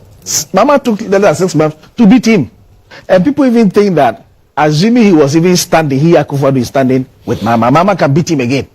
So, I mean, he can say, okay, I wish I hand over to an NPP government. That's fine. But it's because of he saying that he has beaten Mama before. That one is inconsequential. Yes, I mean, so Mama has beaten him before. And people even think, like I'm saying, if he were to start with Mama could have beaten him now. Because polls show, info analysis, Ghana is heading in the wrong direction. That's what majority of people are saying. And he is the president.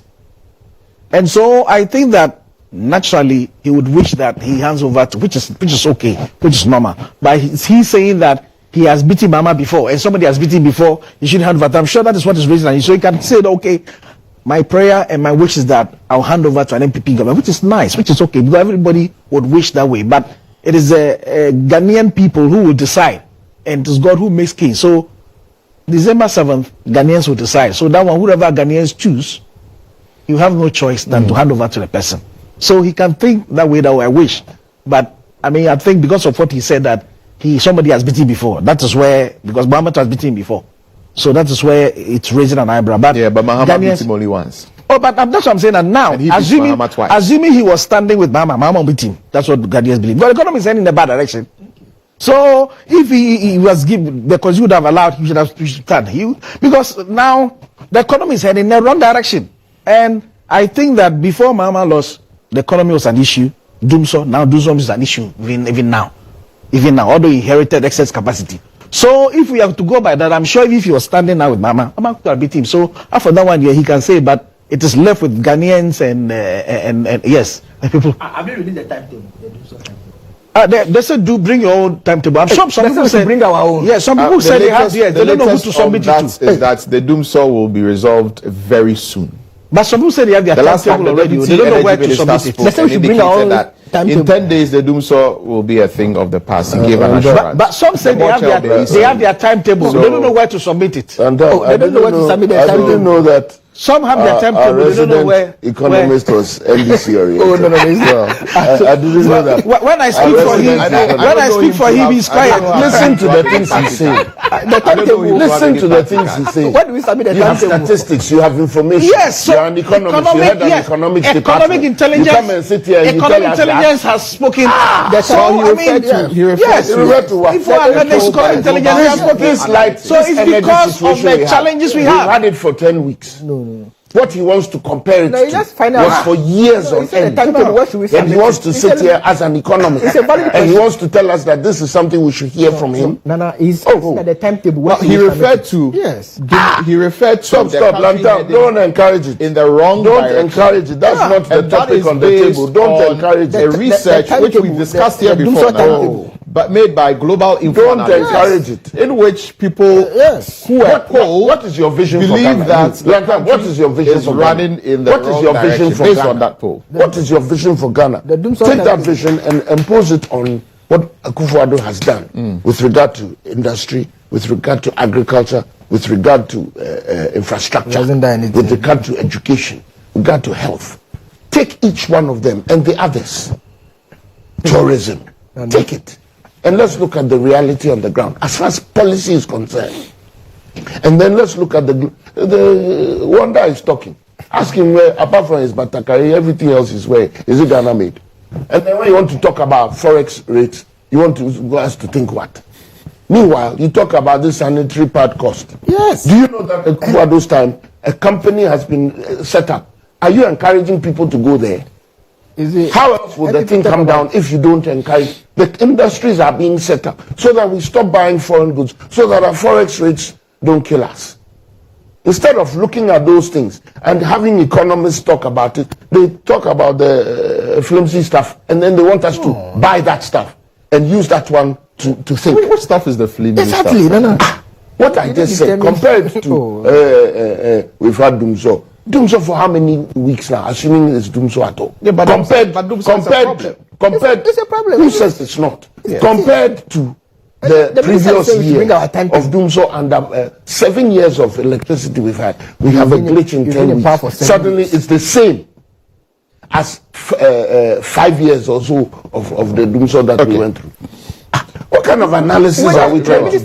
What are we teaching ourselves? Yes, Wanda. What are we teaching ourselves? Yeah, final word, yes. You want to do the politics, you must know the thing. And finally, Lantam, quickly, I'll let you come through, please. It's not my place to deny you. This thing about e-levy, let e-levy go.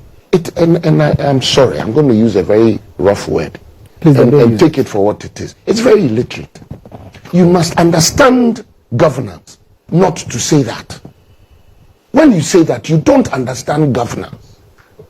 What are we saying? That because he wants to be president, he has created his vision. He has outlined it. He has told you the things he will do. Out of that, certain things he believes will not work going forward. Going forward. Oh no, do it now. Oh, and that's how politics is done in Ghana. That's how governance is in the world. There's no point in saying that he should do it now. Yeah, it's not out of how? Yes, so if you raise the question to him. Should the country collapse? Should the country collapse before? Look, should we wait for the country to collapse? They put should we wait for the country to collapse? Nana on and she became her star for the week. She became their star for the week. Will she be on the ballot? What are we saying? Oh, she's part of the ticket. Will she be on the ballot? According to the Constitution. Will she be on the ballot? You must have a running mate, and a running mate is part of the ticket. Will she be on the ballot? Was Mahama on Nelson's ballot? Let me. Very well. What are we talking about? Let's stop trying to make Ghanaians not as if we want to throw sand into their eyes and it's not going to happen. All right, very well. Wanda, yes, let me hear you. Just a minute. With all due respect, and let's let it be a minute. With all due respect to Nana, Because I'm looking. Because it's Nana. I will not use certain words, but I must say that. No, you wanted to insult me? No, I can't. I can't insult you. But the point is on air. You can do it outside, but not on air. But the point is that the fact that you want to be president and you are already vice president, you are vice president, you should be able to lobby your government to implement certain policies. Should the economy collapse before? In any case, the NPP promised us that they are going to move Ghana from taxation to production. No, you are talking about the fact that what I'm wearing are foreign made stuff. But you promised this country they are going to move Ghana from taxation to production. Yeah, so buy Ghana goods. Hold on. Hold on. So if all of change your shoe and your watch, there are Ghanaians who are making. Nana doesn't want me to speak. I don't want you to speak. It's true. So if for your 7 years in power, you've brought. I'm sure his ring is from Dubai. No, please allow him to. Oh, just checking. For your 7 years in power, everything about this government is about taxation. There's no evidence of production. And there's no evidence of production. Everything is taxation. Look, the NPP told us that once e-levy is passed, our problems are solved, and that we don't need to go to IMF. In fact, some MPs in Parliament came out and said that, look, the president should fire the finance minister and all of that. As soon as IMF e-levy was passed, the government made a U-turn and took us to IMF. So if you are a vice president wanting to be president, and the president is saying that he will hand over to you at all costs, it is not out of place. It is not illiterate for me to suggest that they should start implementing the policy now. Why would they want the economy to collapse? Then if in the unlikely event that Dr. Bawumia wins, before he starts repairing it, if you have an opportunity now, that's the argument. And that respectfully doesn't determine what is flimsy or what is substantial. You cannot implement your own vision now, and you say that is flimsy. If you believe that when you become president, if President Amado believes that his vice president is capable, is competent to manage this country, he should be man enough to implement his policies now. All right, that is a solid point to make. Very well. This cannot be said to be illiteracy or flimsy. This is key. Point well made. Thank you. Reverend, final word to you. Yeah, so I think that 7 December Ghanaians will decide. And I pray that God will give us a leader who will take us to the next level. So Ghanaians will decide, and we wish the one who will take over best wisdom, grace, favor to take Ghana forward. All right. Very well said. Thank you very much. You have a viewer whose name I must mention. She's constantly sent me, and I think she hasn't asked for it, but I want to do it. Please. This is Madam Jacqueline Frimpong. She's in Kukren to me, and she watches your program. I didn't know that. Jacqueline Frimpong. Yes. Well, so good morning to you. In Kukren to me. Good morning to you, Madam Jacqueline Frimpong in Kukren to me. Thank you very much for always watching GHToday, and we appreciate that you do that every morning. Keep watching, and we love you. On that note, we'll wrap up GHToday here on GHOne TV. Thank you very much, Wanda. Victor Kuto, a member of the NEC of the NDC, is also a private legal practitioner. Reverend Godson Ahiabo is senior lecturer, Central University Economics Department Coordinator, and Nana Fredia Ajimano Furiata is NPP member and board chairman for the National Theatre. Okay. Stay tuned. There's still more to come here on GHToday. We'll be right back. Welcome back. I have been joined by Dr. Vida Obese. This morning we talk about Parkinson's disease. I'm not sure a lot of you know how prevalent that is, and so there's a need to talk about it, whether or not it is treatable, is it manageable? How do I know that I have Parkinson's disease? Who is at risk and who is not at risk? Dr. Obese joins me. Doc, good morning to you. How are you doing? Hello, Doc. I'm doing well. How are you doing? I'm doing wonderful myself. For a lot of people, we've had Parkinson's disease, and we always think of it as very foreign. How local is Parkinson's disease, and what is it?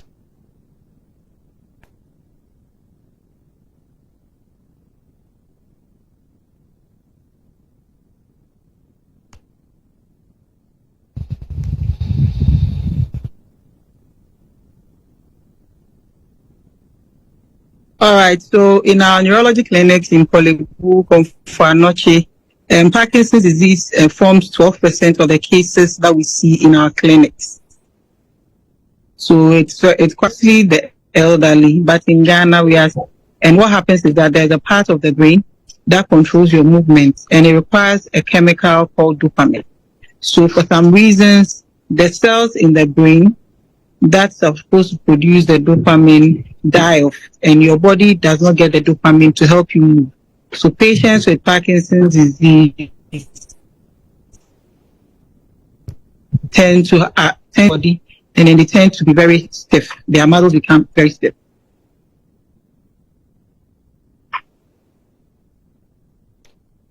Doc, I seem to be struggling with your network. If you can reposition yourself so we can get a secure connection and have a smooth conversation. You mentioned that it is about 12% of cases that you record at Korle Bu. Yes, so I did say that in our major neurology clinics at Konfanochi, Korle Bu, Parkinson's disease forms 12% of the cases that we see. Am I audible now? Yes, you are. I can hear you loud and clear. All right. So as I was saying, Parkinson's disease is a neurodegenerative disease. So it means that there are changes that occur in the cells in the brain that controls movement.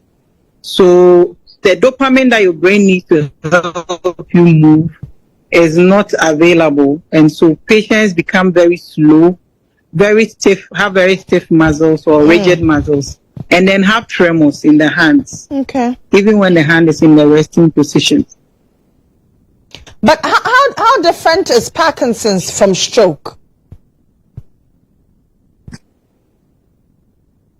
All right. So usually it's confused with stroke because Parkinson's disease tends to start from on one side of the body, just like stroke. But it's different because for stroke, blood is not getting to part of your brain, maybe because there's a clot that is blocking a vessel, or there's a vessel that has torn and bleeding, so blood is not getting to a part of your brain.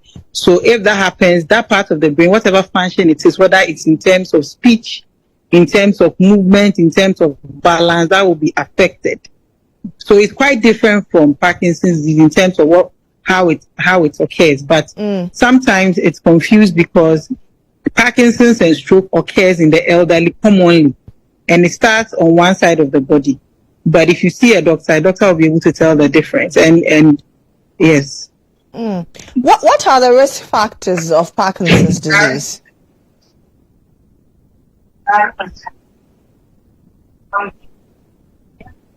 All right. So some of the risk factors of Parkinson's disease is the fact that you are aging. So age is a risk factor. And then there are other risk factors that have been picked up, such as pesticide exposure over a long period and exposure to a lot of plastics over a long period. But we do not know what actually is the cause of Parkinson's disease. So in our part of the world, would you say... And then there are genetic risk factors as well. Okay. Okay. So if anybody in anybody's family has had or has Parkinson's disease, how risky is it for anybody to have that disease? All right, so we have genetic risk. There are certain genes that have been noted to cause Parkinson's, but the common ones, there's been few research done in Africa, and we didn't find that in Africa. But recently, there was a big study done in Nigeria that found a genetic risk that puts Africans at 3 times risk if you have that genetic risk. And we are yet to investigate that in Ghana here. There's an ongoing study. And so those risks in the GBA gene can make you get Parkinson's, get the disease. So the disease is actually very difficult to explain. But what basically it means is that when you have a genetic risk, you are likely to present earlier in the young than an elderly person with Parkinson's disease. But if you have that risk, if you are tested and you have that risk that has been found in Nigeria, you are 3 times at risk of getting Parkinson's basically. But we've not confirmed that in the Ghanaian population. It's preventable.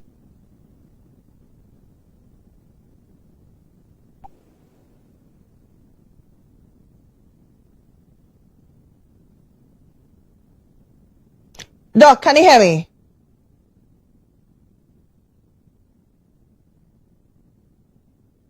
Hello, Doc, can you hear me? Am I still audible? Well, I asked if it is preventable.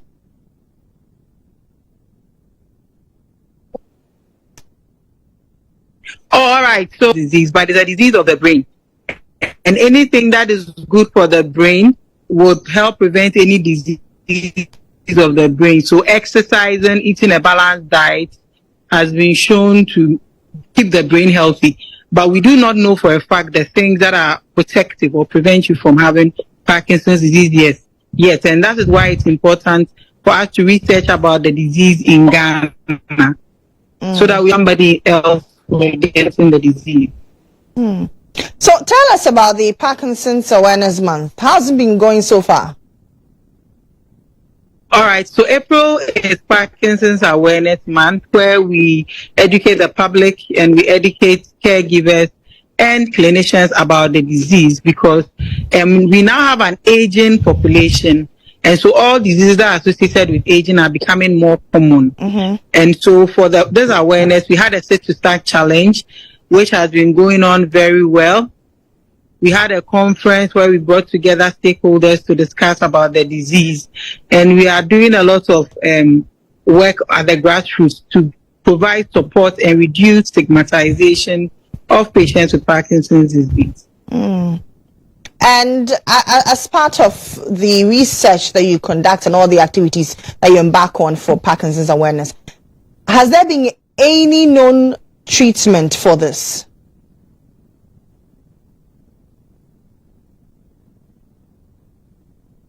All right, so with Parkinson's disease, there is no cure, but then there is treatment for the symptoms that it comes with. So for patients who cannot move, there are medications available for the patients. Parkinson's disease doesn't only come with movement problems. It comes with other problems such as anxiety, depression, nightmares, constipation, and the rest. And so management of the disease is not just about a doctor seeing you and giving you something for your movement, but you have to see a nutritionist because they have a lot of constipation. You have to see a physiotherapist to help you move. You have to see a pharmacist to help you and know how to combine your medications, especially for patients with diabetes, hypertension, and other conditions and have Parkinson's. And so that's what we are pushing for, that patients with Parkinson's disease will have access to the multidisciplinary teams so that they will have better quality of care and help them manage the disease. But there is symptomatic relief, and so all hope is not lost. Okay. Are we headed to an era where we'll find treatment for or a cure for Parkinson's? Yes, it's been ongoing for 150 years, but we are getting closer. There's been a lot of advancement in trying to diagnose Parkinson's early, and there's been a lot of treatment modalities that are being tested. But I think that the key thing is that we shouldn't wait for that treatment elsewhere to be made before we use it in Ghana. We are advocating for research in our own country so that we understand the disease, the way it affects us, so that we understand which treatment modality will help us. But yes, the whole world is fighting for a cure, and we are getting closer. All right, Doc. Do you think that, with all the things you enumerated, seeing a dietitian, seeing that for the management of Parkinson's, is there a need to add it onto the National Health Insurance Scheme? Yes, we've been advocating this for the past 4 years. And because most of these patients have other conditions, and so having to buy this medication is very difficult for them, and they rely on donor support and individual support. So it's our goal that we push for Parkinson's disease to be placed on our standard treatment guideline, and then the medication put on the National Health Insurance so that the financial burden of patients and their relatives will be reduced, because it's really difficult for patients. Okay. Okay, Doc. Thank you very much. But is there anything anybody has to do to prevent Parkinson's disease? So if I'm an elderly person, if I have underlying health conditions, what can I do to prevent getting Parkinson's disease?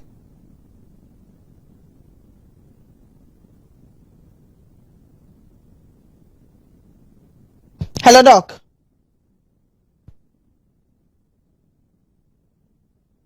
You have to keep the...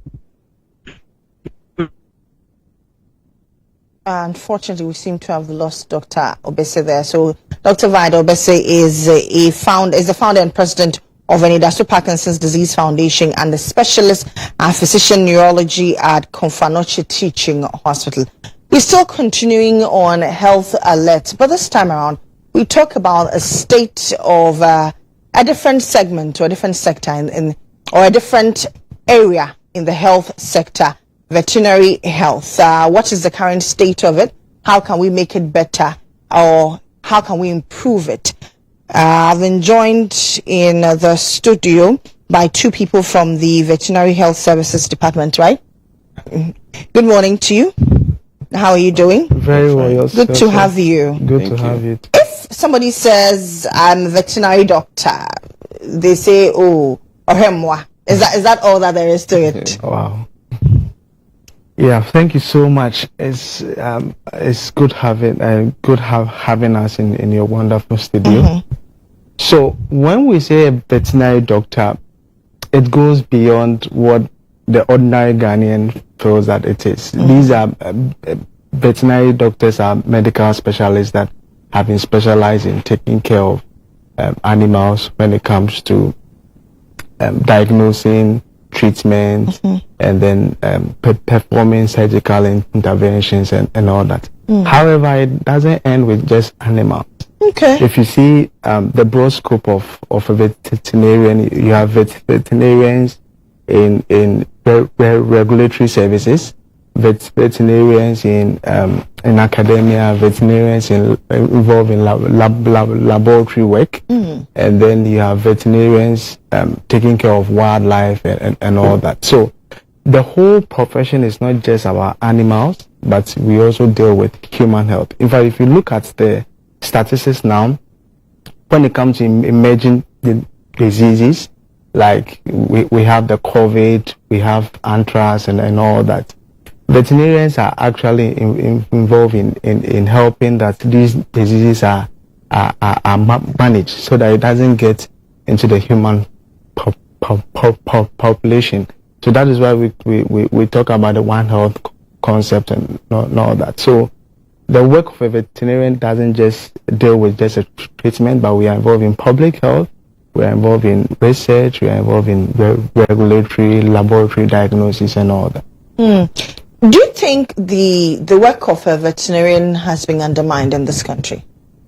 Yeah, I wouldn't say undermined. Possibly out of people not getting to understand or know much about what we do is one thing that has become a problem. It's like my colleague doctor said, most of the time it's assumed that veterinary doctors or other paraprofessionals of the profession tend to only treat animals.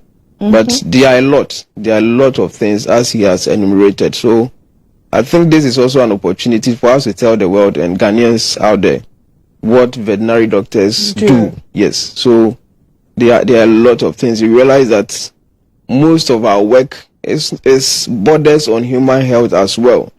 Yes. Whatever we are doing is trying to protect human from contracting these diseases, like he's saying. Especially with this COVID-19 that came up that got all of us, yes, and Ebola, yes.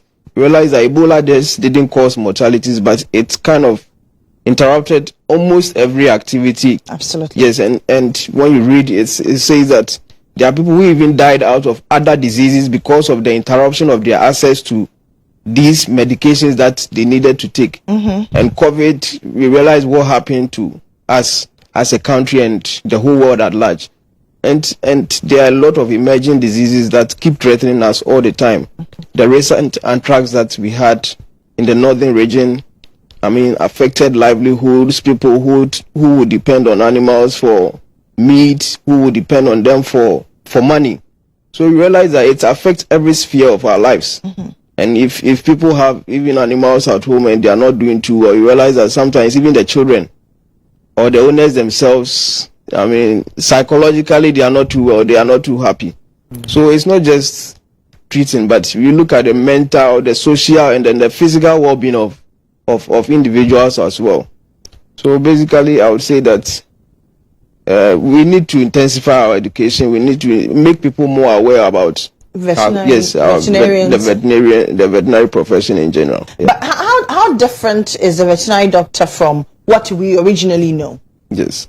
So basically, let me start that in the veterinary services or in the veterinary department, we have veterinary doctors and then we have paraprofessionals. Okay. Yes. So the paraprofessionals, we have technicians, and then we have veterinary nurses as well. So basically, these are the two main distinctions when it comes. So they are veterinary doctors and other paraprofessionals. So we realize that most of the time when people are able to do a few things, able to handle animal, able to groom and do a few things, people tend to think that, well, they do veterinary. And that is where the misconception comes in most of the time. So as a veterinary doctor, you are trained as, you go through rigorous medical training for 6 years. Yes, and then those who get to join with their first degree also go through, the education for 6 years. You realize that's about 10 years of education.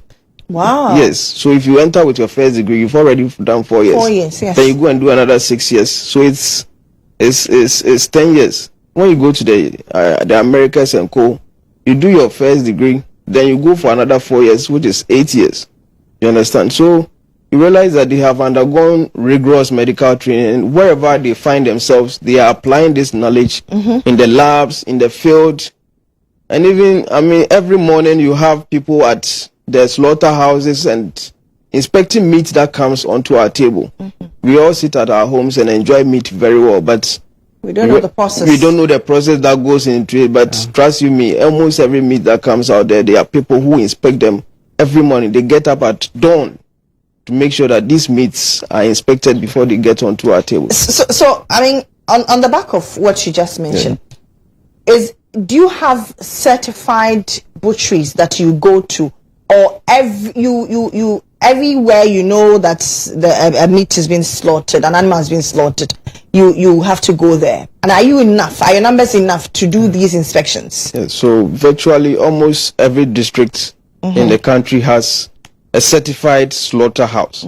It might not be, it might not be adequate throughout everywhere. There are some places with just slaughter slabs, but there are other places who have also good slaughter facilities where inspection goes on, where you have our personnel. If there is no doctor, you have the paraprofessionals out there, like I'm saying, the technicians inspecting the meat every morning before it comes out. So they have the mandate to do that? Yes, they have when there is no veterinary, because there are some places where genuinely you wouldn't have any veterinary doctor to oversee activities that goes on in the district. So you have technicians coming in to do that work. So they go there, inspect the meats almost every morning.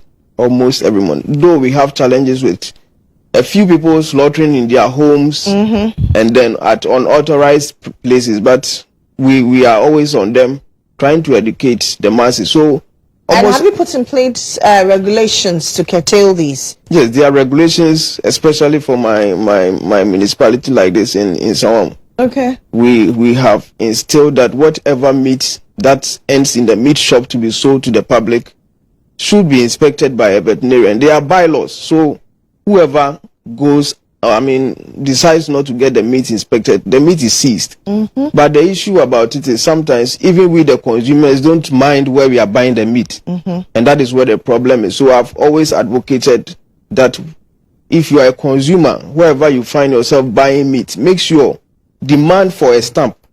Has the meat been stamped? The meat. So you see the stamp on the flesh. Yes, usually when we inspect the meat, we stamp a portion of the whole meat. So the butcher should be able to produce the stamp for you till he finishes selling the meat. Okay, so in the instance that I go to a butcher and then the meat he's almost sold out. Yes. How do I know that this is actually stamped or certified? So we advise them you never sell the stamped portion of the meat till you finish selling the meat. Oh, really? Yes, usually we stamp on the flesh. It's good that we're doing education on this. Anytime I go to buy meat and I see stamp or any writing, I was like, I don't want this part. No, I don't want this part, because I don't know. I have this perception that maybe it's unwholesome or something. Now that I'm having this education, it actually tells me that this is actually wholesome to consume. But at what point do you say that this particular butcher has flouted the regulation, so the laws must deal with them? Is it after 1 or 2 warnings, certification? At what point? Okay, so just to add to it, apart from the stamp, we also issue a certificate. Okay. That's a slaughter certificate. So if the person even that doesn't have the stamp on the meat, you should be able to produce the inspection certificate, which is issued by the veterinary personnel in the various slaughter facilities. At every point, or do you do the inspections quarterly, daily? Daily. Inspection is so the inspection, we have what we call ante-mortem. That's before even the animal is killed, it's inspected, and then when the animal is also killed, you also do the inspection. So after the inspection, it's stamped, and then they issue a meat inspection certificate for the particular butcher. So it's done for every meat. Okay, so if a butcher has about 10 cattle slaughtered, they will issue a permit to cover all 10. Yes. Okay, so not per animal. So it depends on what the person presents per day. If he slaughters 1, it's going to be issued. Because every owner has a specific inspection certificate for his animal that he presents at the slaughter facility. And also to say it, yes, so when it comes to the numbers of veterinarians, it's woefully inadequate.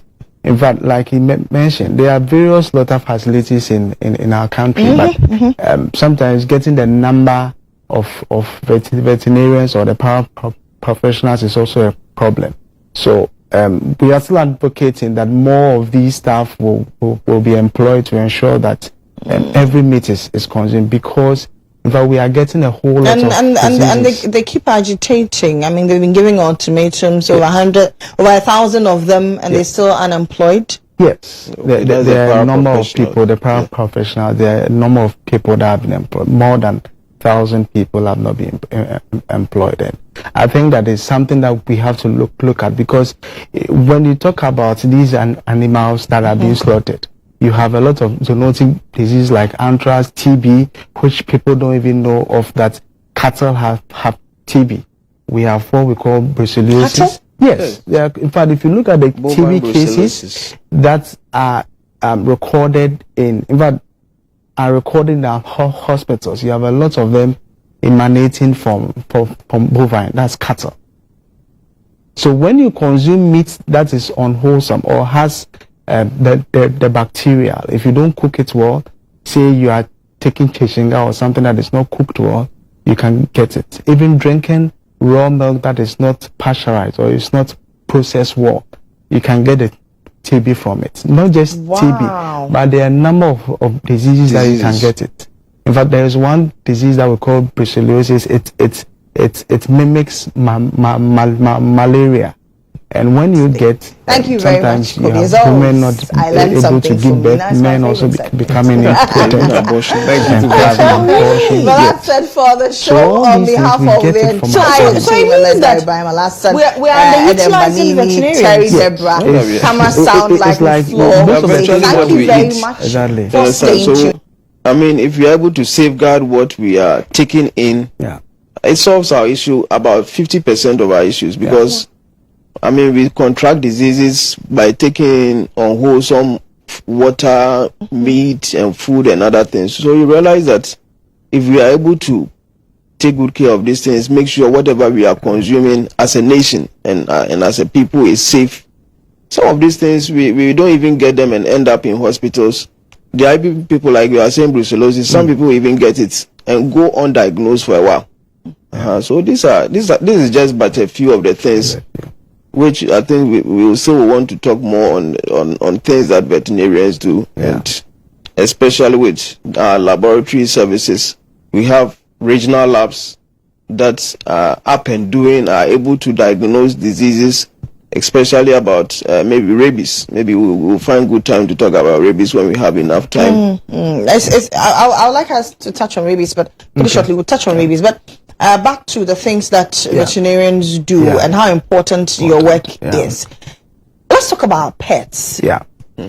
How many Ghanaians can afford to take their pets to a veterinarian, a veterinary doctor, a veterinary clinic? It's amazing. And how important is it? Please hammer on the importance, because I find a lot of people who own pets and their pets do not even have never seen a veterinarian or a veterinary clinic before. I remember somebody I was telling somebody that my dog has to. My dog's doctor has to come and say, your dog has a doctor. I said, yes.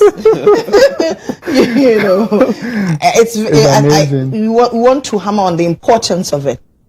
Thank you so much. So now the dynamics have changed because with the urbanization and all that, every home wants to own a dog, especially for security purposes, for companion purposes and all that. So now you have every other home having more than one dog. And come to think about you realize that these animals become part of us.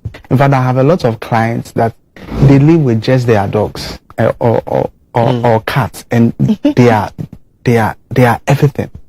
So such a person, you realize that he goes the extra mile to spend everything to ensure that the dog is healthy and to provide that sort of companionship that he or she needs. And like I said, because of the emerging diseases, sometimes we think that people don't visit bedtime clinics, but now you have a lot of people coming, and it's all boils up to education. Because one, these pets that we are keeping are very good masters, but they can also become a potential threat if they are not being handled well. But I've handled a case of, for example, rabies, that he was saying that somebody's an animal that he actually refused to vaccinate for just about 10 cedis and against rabies, biting about 13 people, and now he has to go and buy all these post-exposure that can cost you more than 600 to 1,000 cedis. So you can imagine the cost of or the burden that these people will have when you are exposed to. So they are very good masters, they are very good companion, but we should also be mindful. That's why we talk about responsible pet ownership. The fact that you are keeping a pet doesn't mean that you should just let your pet go. Ensure that the basic things are done. In fact, most of the things that we do with pets are preventive. If you do it, your pet will stay healthy. You do your regular deworming, regular vaccinations, which is done annually or depending on the schedule that you're actually using. The pets will always stay healthy and then provide the necessary services that you want, being security, companionship, and all that. So it's something that we all have to. We will have to know that it's very, very essential. Very, very essential. Now that we're talking about rabies, how serious is rabies in Ghana as we speak? So if you look at the global thing, let me start from there. Every 9 minutes, somebody dies out of rabies.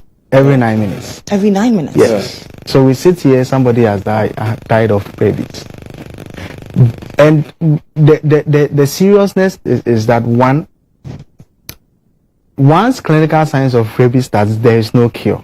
So rabies is almost 100% fatal. However, it's also 100% vaccine preventable, which is in two forms: vaccinating your animal and taking the human post-exposure when there need be, when you are bitten by a suspected dog. Okay, so everybody must vaccinate against it? No. When you are bitten by, say, a confirmed rabid animal, it can be a dog, it can be a cat, it can be a goat, it can be a pig. If you are confirmed with a rabid animal, you have to take the human vaccine, which Okay. is about 5 doses. When you do that, you are free from getting rabies. But when you don't take the human vaccine, you are bitten by a dog and you leave it, in fact, within 3 weeks, clinical science can start. And once it starts, there is nothing that can be done. There is no medication that can save you. You are just going straight to your grave. Wow. So that is why it's very important that one, it's very cheap to control it in our pet population or in our dogs. Because 99% of all the rabies cases confirmed that the human-mediated cases are mostly transmitted by dogs. So that is why we are very confident that if we're able to vaccinate our dogs especially, we are able to break the transmission cycle, and it goes a long way to save us, not just the pet owners, but the whole entire population. population. All right. Thank you very much. It's been very, very insightful having you here. So I've had in the studio Dr. Joseph Kofi, who is the Greater Accra Regional Director, Veterinary Services and President of the Ghana Veterinary Medical Association, and Dr. Bampon Chumesi is the treasurer for that association. We're talking about the state of veterinarians in Ghana and why you must vaccinate your dog. You must take adequate caution when you are buying meat in public. It's now time for my favorite segment with Kobe Swikey. Hi, Swikey, good morning. Hello, Lily. How are you? Today you said it's your favorite segment. Yes. Hey. Hey. The last time you said it was Lantam's favorite segment. Now it is my favorite segment. Let's keep switching ownership. But what are you teaching us today? Well, after the montage, I'll tell you.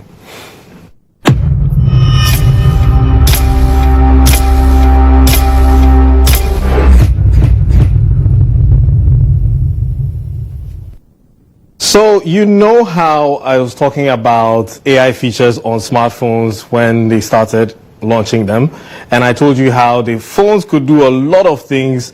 I did some examples, showed how it could translate text, how it could even change the tone of voice.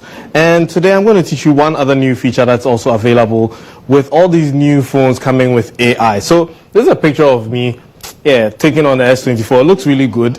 But I have my buds here, which is ruining the picture. You know, it's supposed to be a good picture. So when I tap and hold, I can go, when I go to edit, I can actually click on the AI icon over here, and it allows me to tap or draw around anything I want to move or delete. So assuming I want to take that out, I just circle it and it would highlight it. Once it highlights it, I can move it away from there.